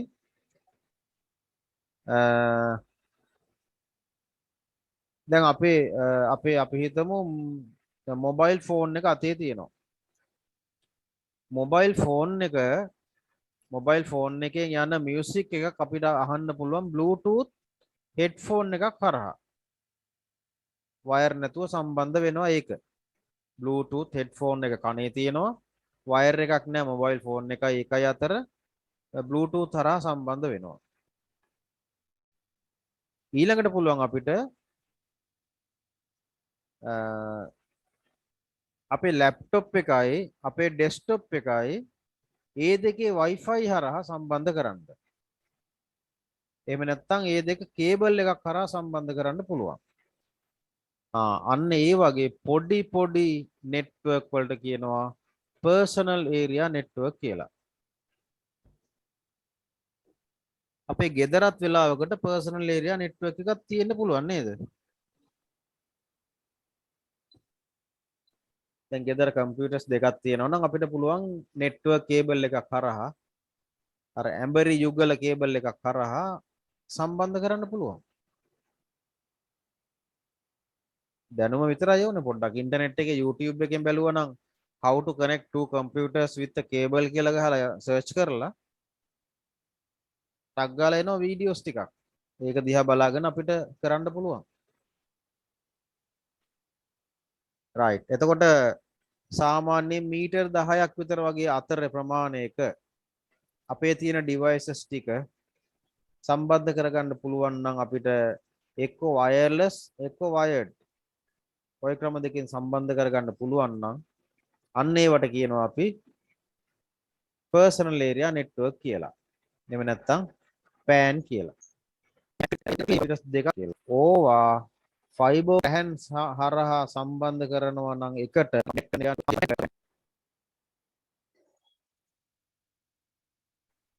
පැහැදිලිද?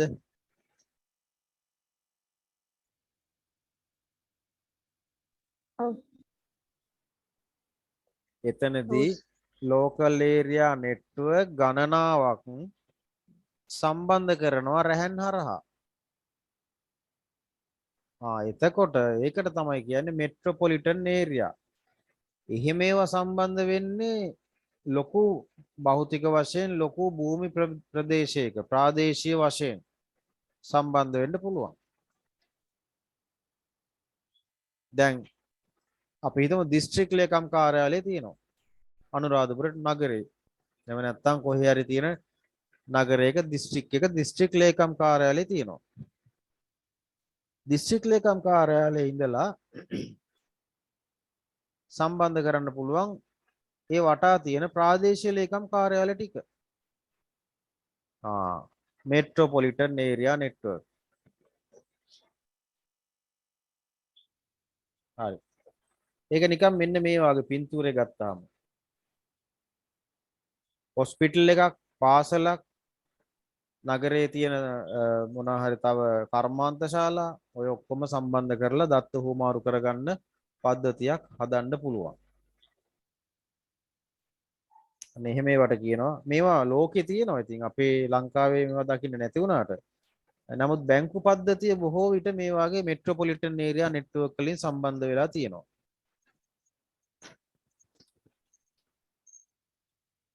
හරි. අපි දැන් කතා කරා නෙට්වර්ක් වර්ග තුනක්. මොනවද?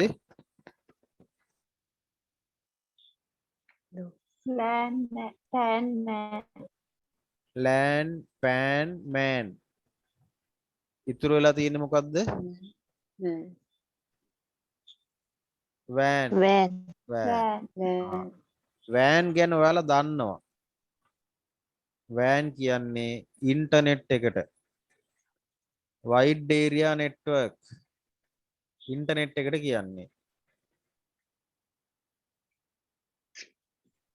රටවල් ගණනාවක් මුළු ලෝකෙම එකතු කරපු ලොකුම ජාලය තමයි wide කියන්නේ පුළුල් කියන එක. එතකොට ලොකුම පරිගණක ජාලය තමයි wide area network එක. එහෙම නැත්නම් අන්තර්ජාලය.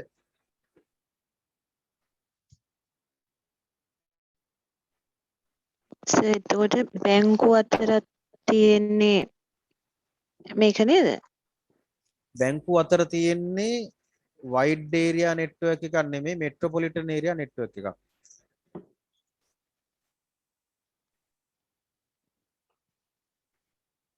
ඒ කියන්නේ නගරය දැන් මේ නගරේ එක බැංකුවක් තියෙනවා තව නගරයක එක බැංකුවක් තියෙනවා. ඒතර ඒවා ඒ බැංකු ටික එකට සම්බන්ධයි. එතකොට ඒ සම්බන්ධතාවය අපි හඳුන්වන්නේ මෙට්‍රොපොලිටන් ඒරියා නෙට්වර්ක් එකක් කියලා.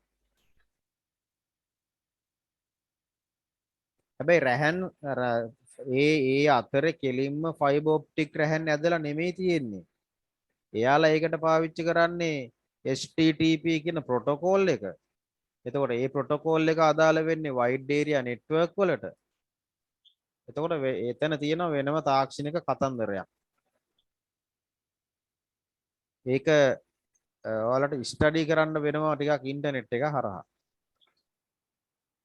දැනට මේ වචන ටික තමයි මේකට අදාළ වෙන්නේ. දැන ගැනීමට ආසයි නම් පොඩ්ඩක් සර්ච් කරලා බලන්න මේවා අතර තියෙන වෙනස. එතකොට මේ වෙනසට අනුව ඔයාලට තේරුම් ගන්න පුළුවන්.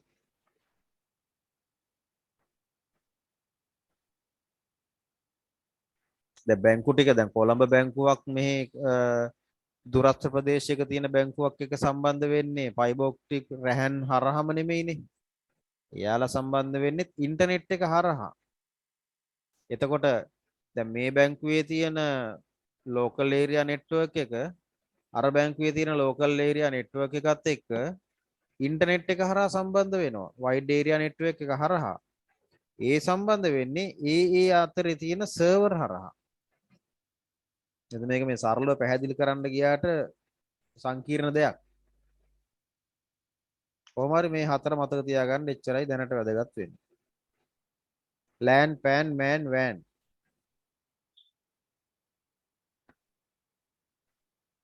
තව තියෙනවද මොන හරි ප්‍රශ්න?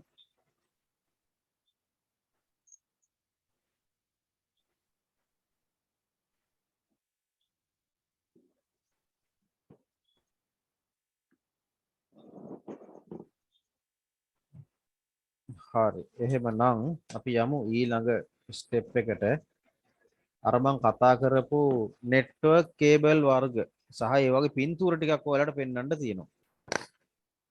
මේ පරිගණක ජාල නිර්මාණය කරද්දී පාවිච්චි වෙන උපාංග මොනවද කියලා. ඒ වගේ නම් විතරක් මතක තියාගන්න ටිකක්. මොකද ප්‍රශ්නයක් දෙනකොට අහන්න පුළුවන් වෙන්නේ පහත සඳහන් ඒවායින් දත්ත සංවේදන උපාංගයක් වන්නේ හෝ නොවන්නේ කුමක්ද? එතකොට ඒකට උත්තරේ මතක් වෙන්න නම් දත්ත සංවේදන උපාංග ටික අපි දැකලා තියෙන්න ඕන පින්තූරකින් හරි. අන්න ඒකට තමයි මේ උදව්ව දෙන්නේ.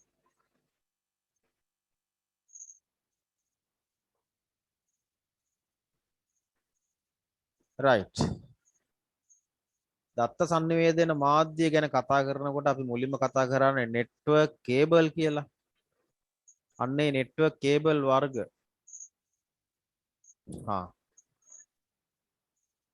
නෙට්වර්ක් කේබල් වර්ග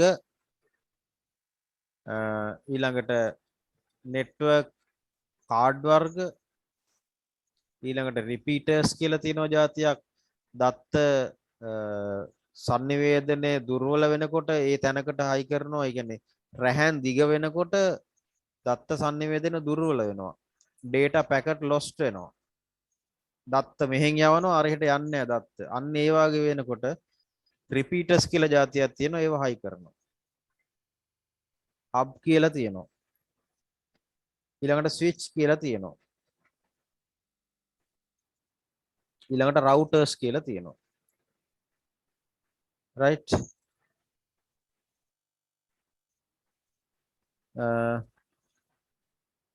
network cable වර්ග තුනක් අපි කතා කරානේ. හරි. අපි එක නමක් කිව්වා ඇඹරි යුගල කියලා නේ. අතකද? ඔව් සර්. ඉංග්‍රීසියෙන් කිව්වේ මොකක්ද ඒකට?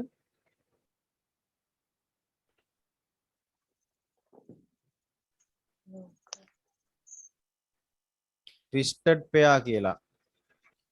හරි. එතකොට මේ පින්තූරේ පේන්න තියෙන්නේ ඒ වගේ twisted pair රැහනක්.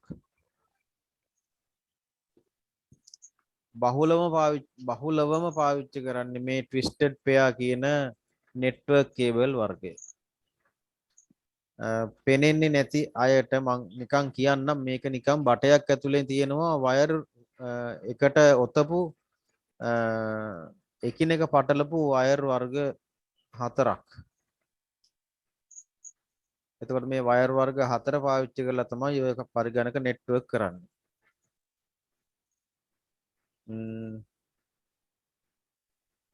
ඊළඟ එක තමයි අර මම කියපු coaxial cable. coaxial cable එක. ඇන්ටනා වයර් එකක් වගේ තියෙන එක. මේකේ මැදින් තනි කම්බියක් තියෙනවා. ඊට පස්සේ ප්ලාස්ටික් ආවරණයක් තියෙනවා. ඊට පස්සේ ඇලුමිනියම් ආවරණයක් තියෙනවා. ඊට පස්සේ වටේට කම්බි දැලක් තියෙනවා. ඒක වහගත්තු ප්ලාස්ටික් ආවරණයක් තියෙනවා. එතකොට බාහිරින්ම තියෙන වහගත්තු ප්ලාස්ටික් ආවරණය, ඊට යටින් තියෙන කම්බි දැල, ඊට යටින් තියෙන ඇලුමිනියම් ආවරණය, ඊට යටින් තියෙන්නේ ප්ලාස්ටික් ආවරණය, ඊට යටින් මැදින් තනි කම්බියක් තියෙනවා. එතකොට ඒකට අපි කියනවා coaxial cable එකක් කියලා. අන්තිමට කතා කරේ මොකද්ද රැහන් වල?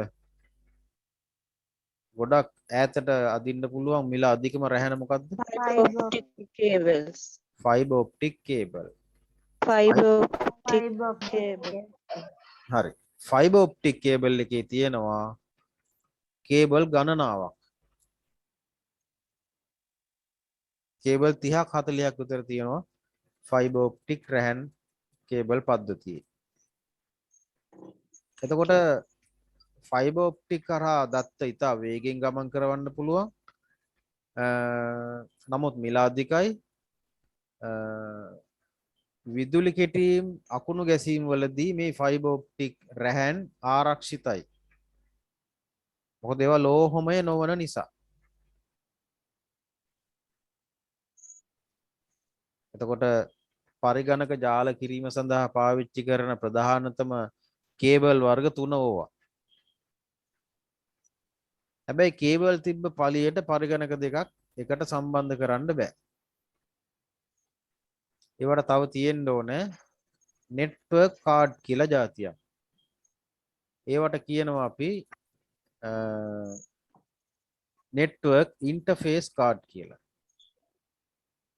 එතකොට ඔය ඔයාලා කම්පියුටර් එකක පිටිපස්සේ පැත්ත පොඩ්ඩක් බලන්න ටෙලිෆෝන් ජැක් එකක් වගේ ලොකු ජැක් එකක් තියෙනවා. ඒකට කියනවා ඒ ජැක් එකට කියනවා RJ45 කියලා. RJ45 ටෙලිෆෝන් ජැක් එක ගහන්න බෑ හැබැයි ඒකට. ඊට වඩා ලොකුයි. අර ඉස්සෙල්ලා කතා කරපු ට්විස්ටඩ් පෙයා කේබල් එකේ කෙලවරට ඔන්න ඔය RJ45 කනෙක්ටරයක් හයි කරලා ඒ කනෙක්ටරේ තමයි ඔය පෝට් එකට හයි කරන්නේ. ඒ පෝට් එක අපට සපයන්නේ නෙට්වර්ක් ඉන්ටර්ෆේස් කාඩ් එක හරහා. නෙට්වර්ක් ඉන්ටර්ෆේස් කාඩ් එක මේ කාඩ් එකේ තියෙන මේ කනෙක්ටර් හරහා මදර්බෝඩ් එකේ PCI ස්ලොට් වලට සම්බන්ධ වෙනවා. ඔන්න බලන්න දැන් අපි ඉගෙනගත්තු දේවල් සම්බන්ධ වෙන හැටි.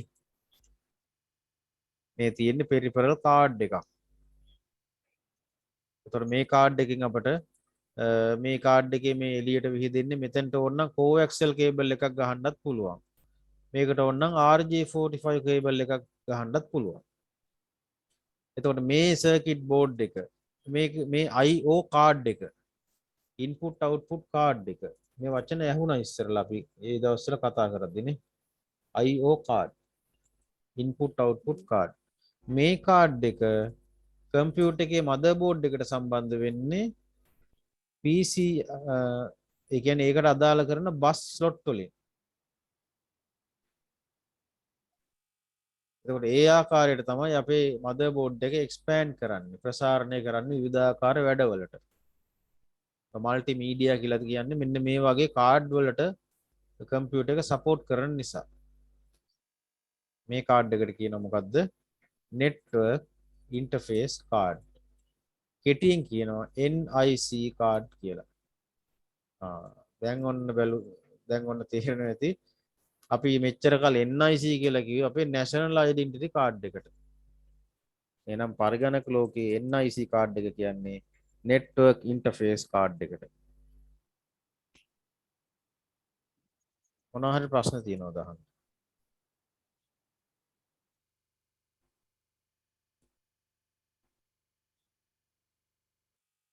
right.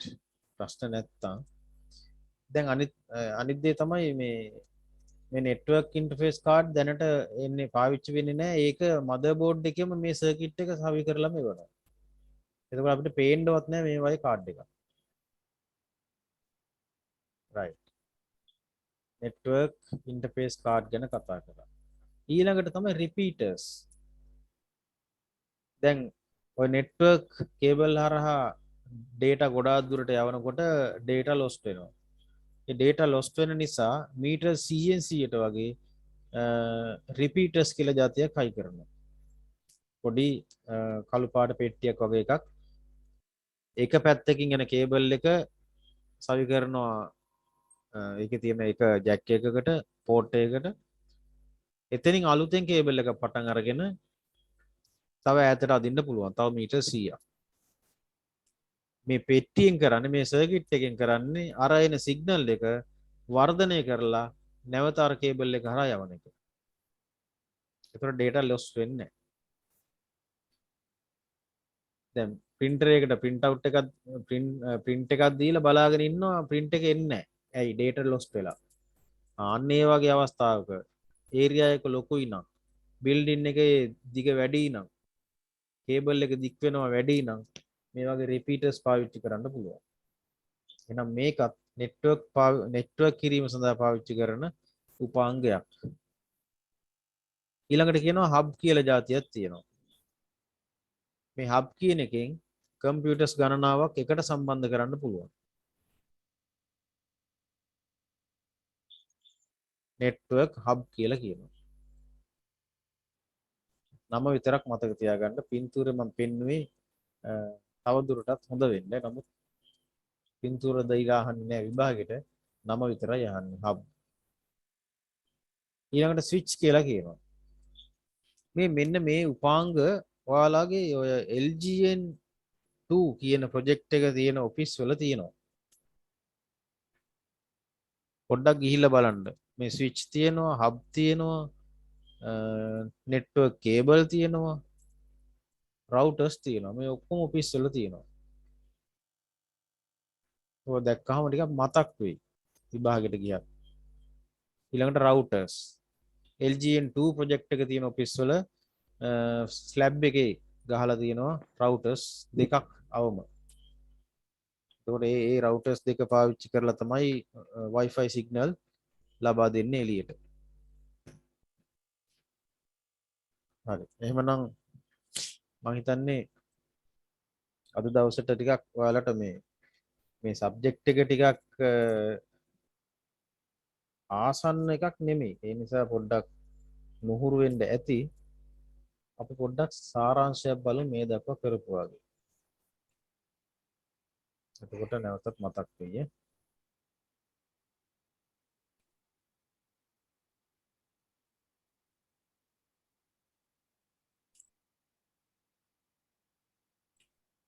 අපි කතා කරේ දත්ත sannivedanaya ගැන. එතකොට දත්ත අපි ප්‍රශ්න ටික අපි අතාරිමු.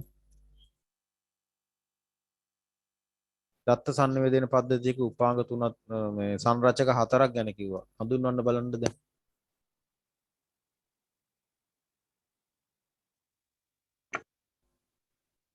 සම්ප්‍රේෂකයා ලබන්න සංනිවේදන මාධ්‍ය ප්‍රොටෝකෝල. හරියට හරි. කොහොමද ඈ? සම්ප්‍රේෂකයා ලබන්න sannivedana මාධ්‍ය ප්‍රොටෝකෝල. හරි. ඊට පස්සේ අපි කතා කරේ අර පොඩි උදාහරණයක් ගත්තා. සමාන සහ සාන්ත අතර දුරකථන සංවාදය. ඒතර ප්‍රොටෝකෝල් කියන්නේ එතන භාෂාවනේ. right. ඊට පස්සේ අපි මේ ප්‍රොටෝකෝල් ගැන ටිකක් සවිස්තරාත්මකව කතා කරා. තේරුම් ගැනීමේ අවශ්‍යතාවය සඳහා. ඊට පස්සේ දත්ත සම්ප්‍රේෂණ මාධ්‍යයක ප්‍රධාන කොටස් දෙකක් තියෙනවා කිව්වා. ප්‍රධාන කොටස් දෙකකට බෙදෙනවා කිව්වා. මොනවද ඒ? රැහන් රහිතයි රැහන් සහිතයි. හරියට හරි. රැහන් සහිත සහ රැහන් රහිත. එතකොට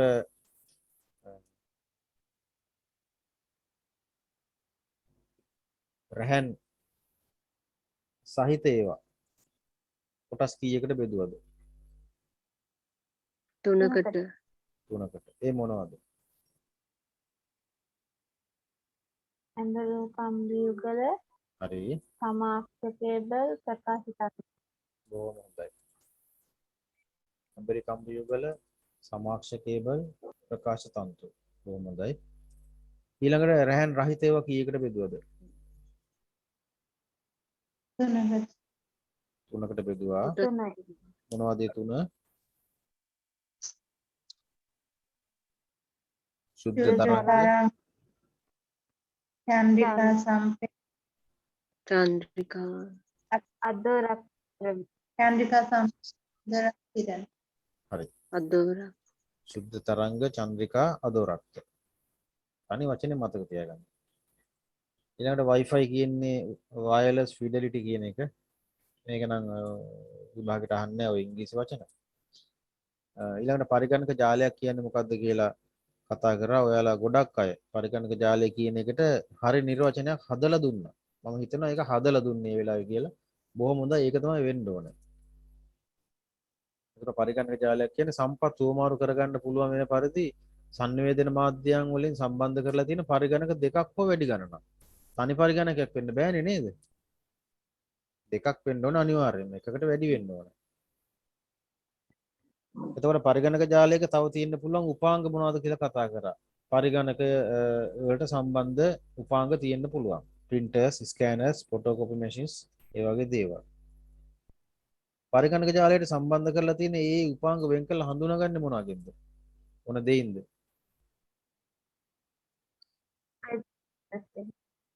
IP address එක හරහා. මතක් වෙනවනේ. ඊළඟට පරිගණක ජාල ගැන කතා කරා. පරිගණක ජාල වර්ග කීයක් ගැන කතා කරාද? 4යි.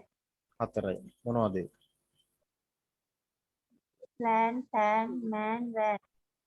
LAN, PAN, MAN, WAN. LAN කියන්නේ මොකද්ද? Local area network. PAN කියන්නේ PAN කියන්නේ personal area network. MAN කියන්නේ Metropolitan area network. metropolitan area network. WAN කියන්නේ wide area network. Wide area network.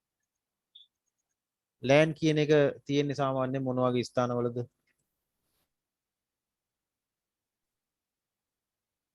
කාර්යාලය වගේ.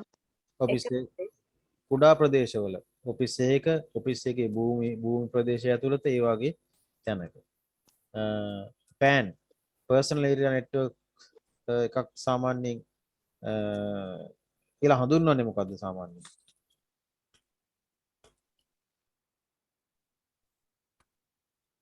අපේ පෞද්ගලික devices අතර අපි ඇති කර ගන්නා වූ සම්බන්ධතා ටිකට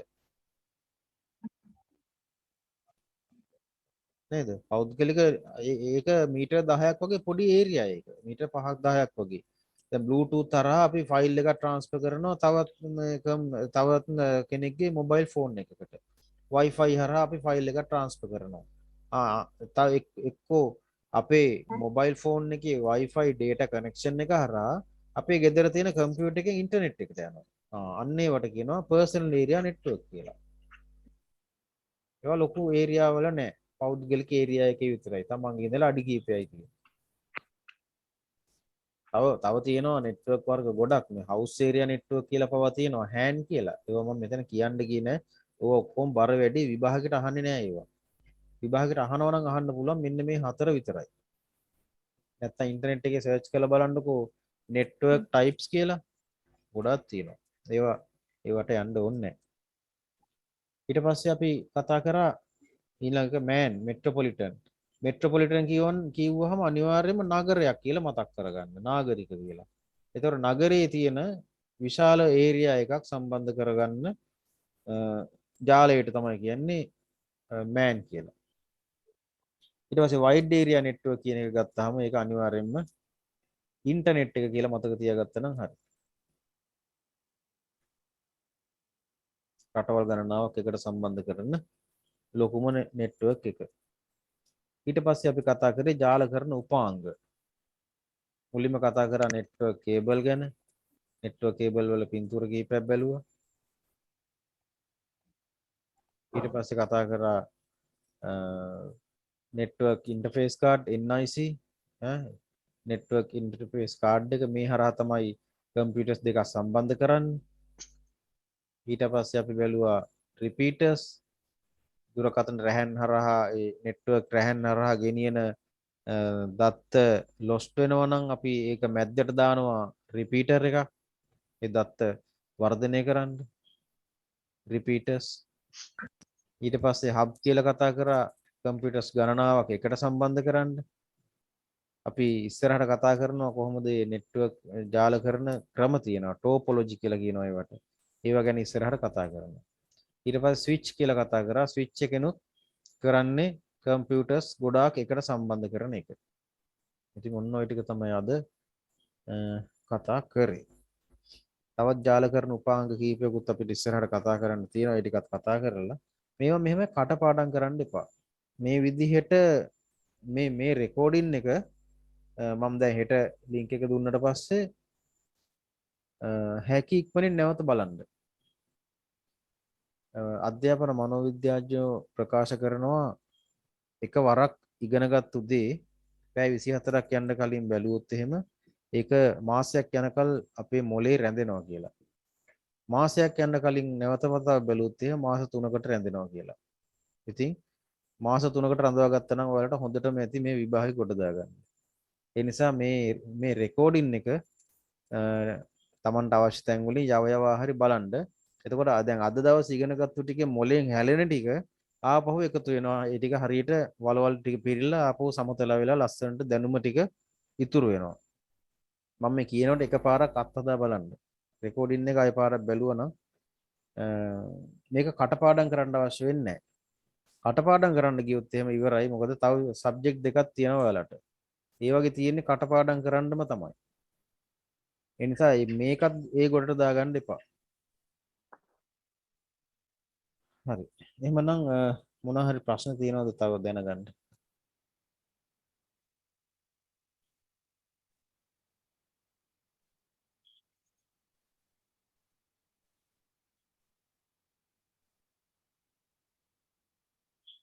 WhatsApp group එකට මේ හැමෝම එකතු වෙන්න ලබන අඟහරුවාදා තමයි නැවත ක්ලාස් එක තියෙන්නේ. එතකොට WhatsApp group එකට විතරයි මම link එක දාන්නේ. ඒ නිසා මේකේ රෙකෝඩින් කියලා මට ටයිප් කරලා මැසේජ් එකක් එවන්න මේක අවසන් වෙච්ච ගමන්. ඒ එක්කම අනිත් දවසේ මට නැවත ගිණුම් අංකය ලබා දෙන්නම් සහ විස්තර BOC නොච්චියාගම ලබන සතිය සම්බන්ධ වෙනකොට පේමන්ට් ස්ලිප් එක දාන අයට මම දෙනවා අංකයක්. ඒ අංකය සහ නම සහිතව සම්බන්ධ වෙන්න.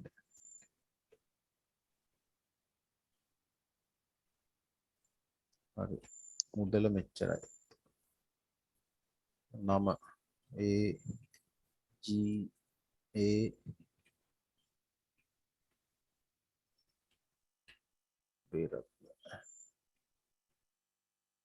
හරි. ඔන්න chat එකට මම දානවා. ඒ කොපි කරගන්න. මොකද මේ සෙෂන් එක අවසන් වෙච්ච ගමන් chat එක ක්ලෝස් වෙන නිසා කොපි කරගන්න නැත්නම් ලියලා තියාගන්න ස්ලිප් එක මට එවන්න WhatsApp කරලා නැත්නම් group එකට දැම්මත් කමන්නේ.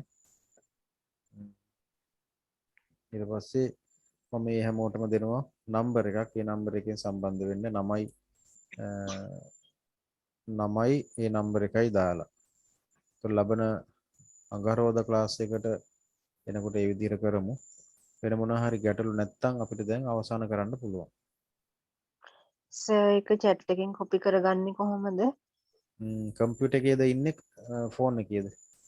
ෆෝන් එකේ නේ. ඒ chat එක උඩ පොඩ්ඩක් ඇඟිල්ල ඔබාගෙන ටච් කරගෙන ඉන්න බලන්න ඒ ටෙක්ස්ට් එක උඩ.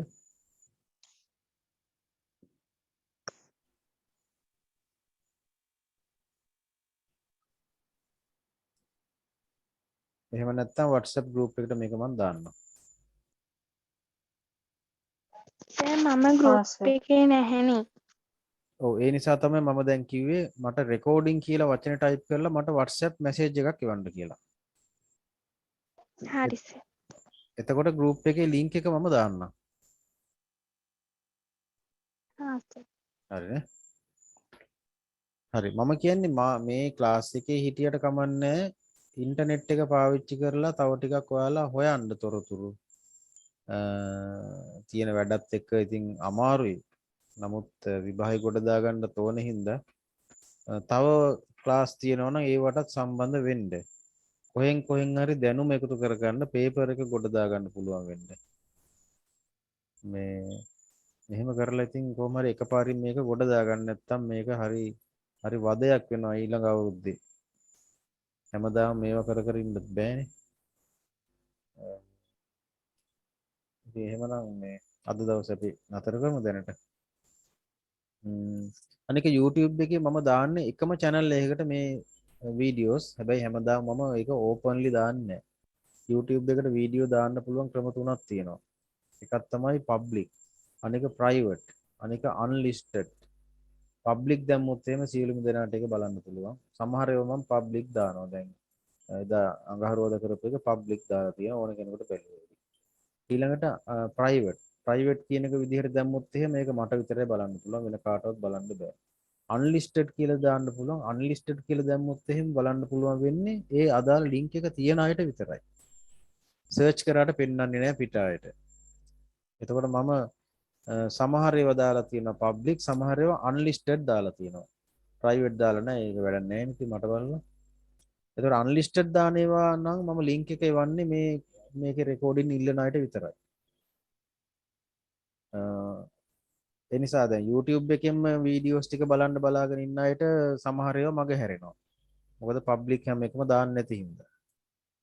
ඒ නිසා රෙකෝඩින් අවශ්‍යය හැම විටම රෙකෝඩින් කියලා දාලා මට ඒක ඉල්ලන්න. පබ්ලික් දාපුවා ඕන කෙනෙකුට බලන්න පුළුවන්. හරි මොන හරි ඔයාලට දැනගන්න තව දේවල් තියෙනවා නම් පොඩ්ඩක් අහන්න. තව විනාඩියක් ඉඳලා අපි නවත්තමු.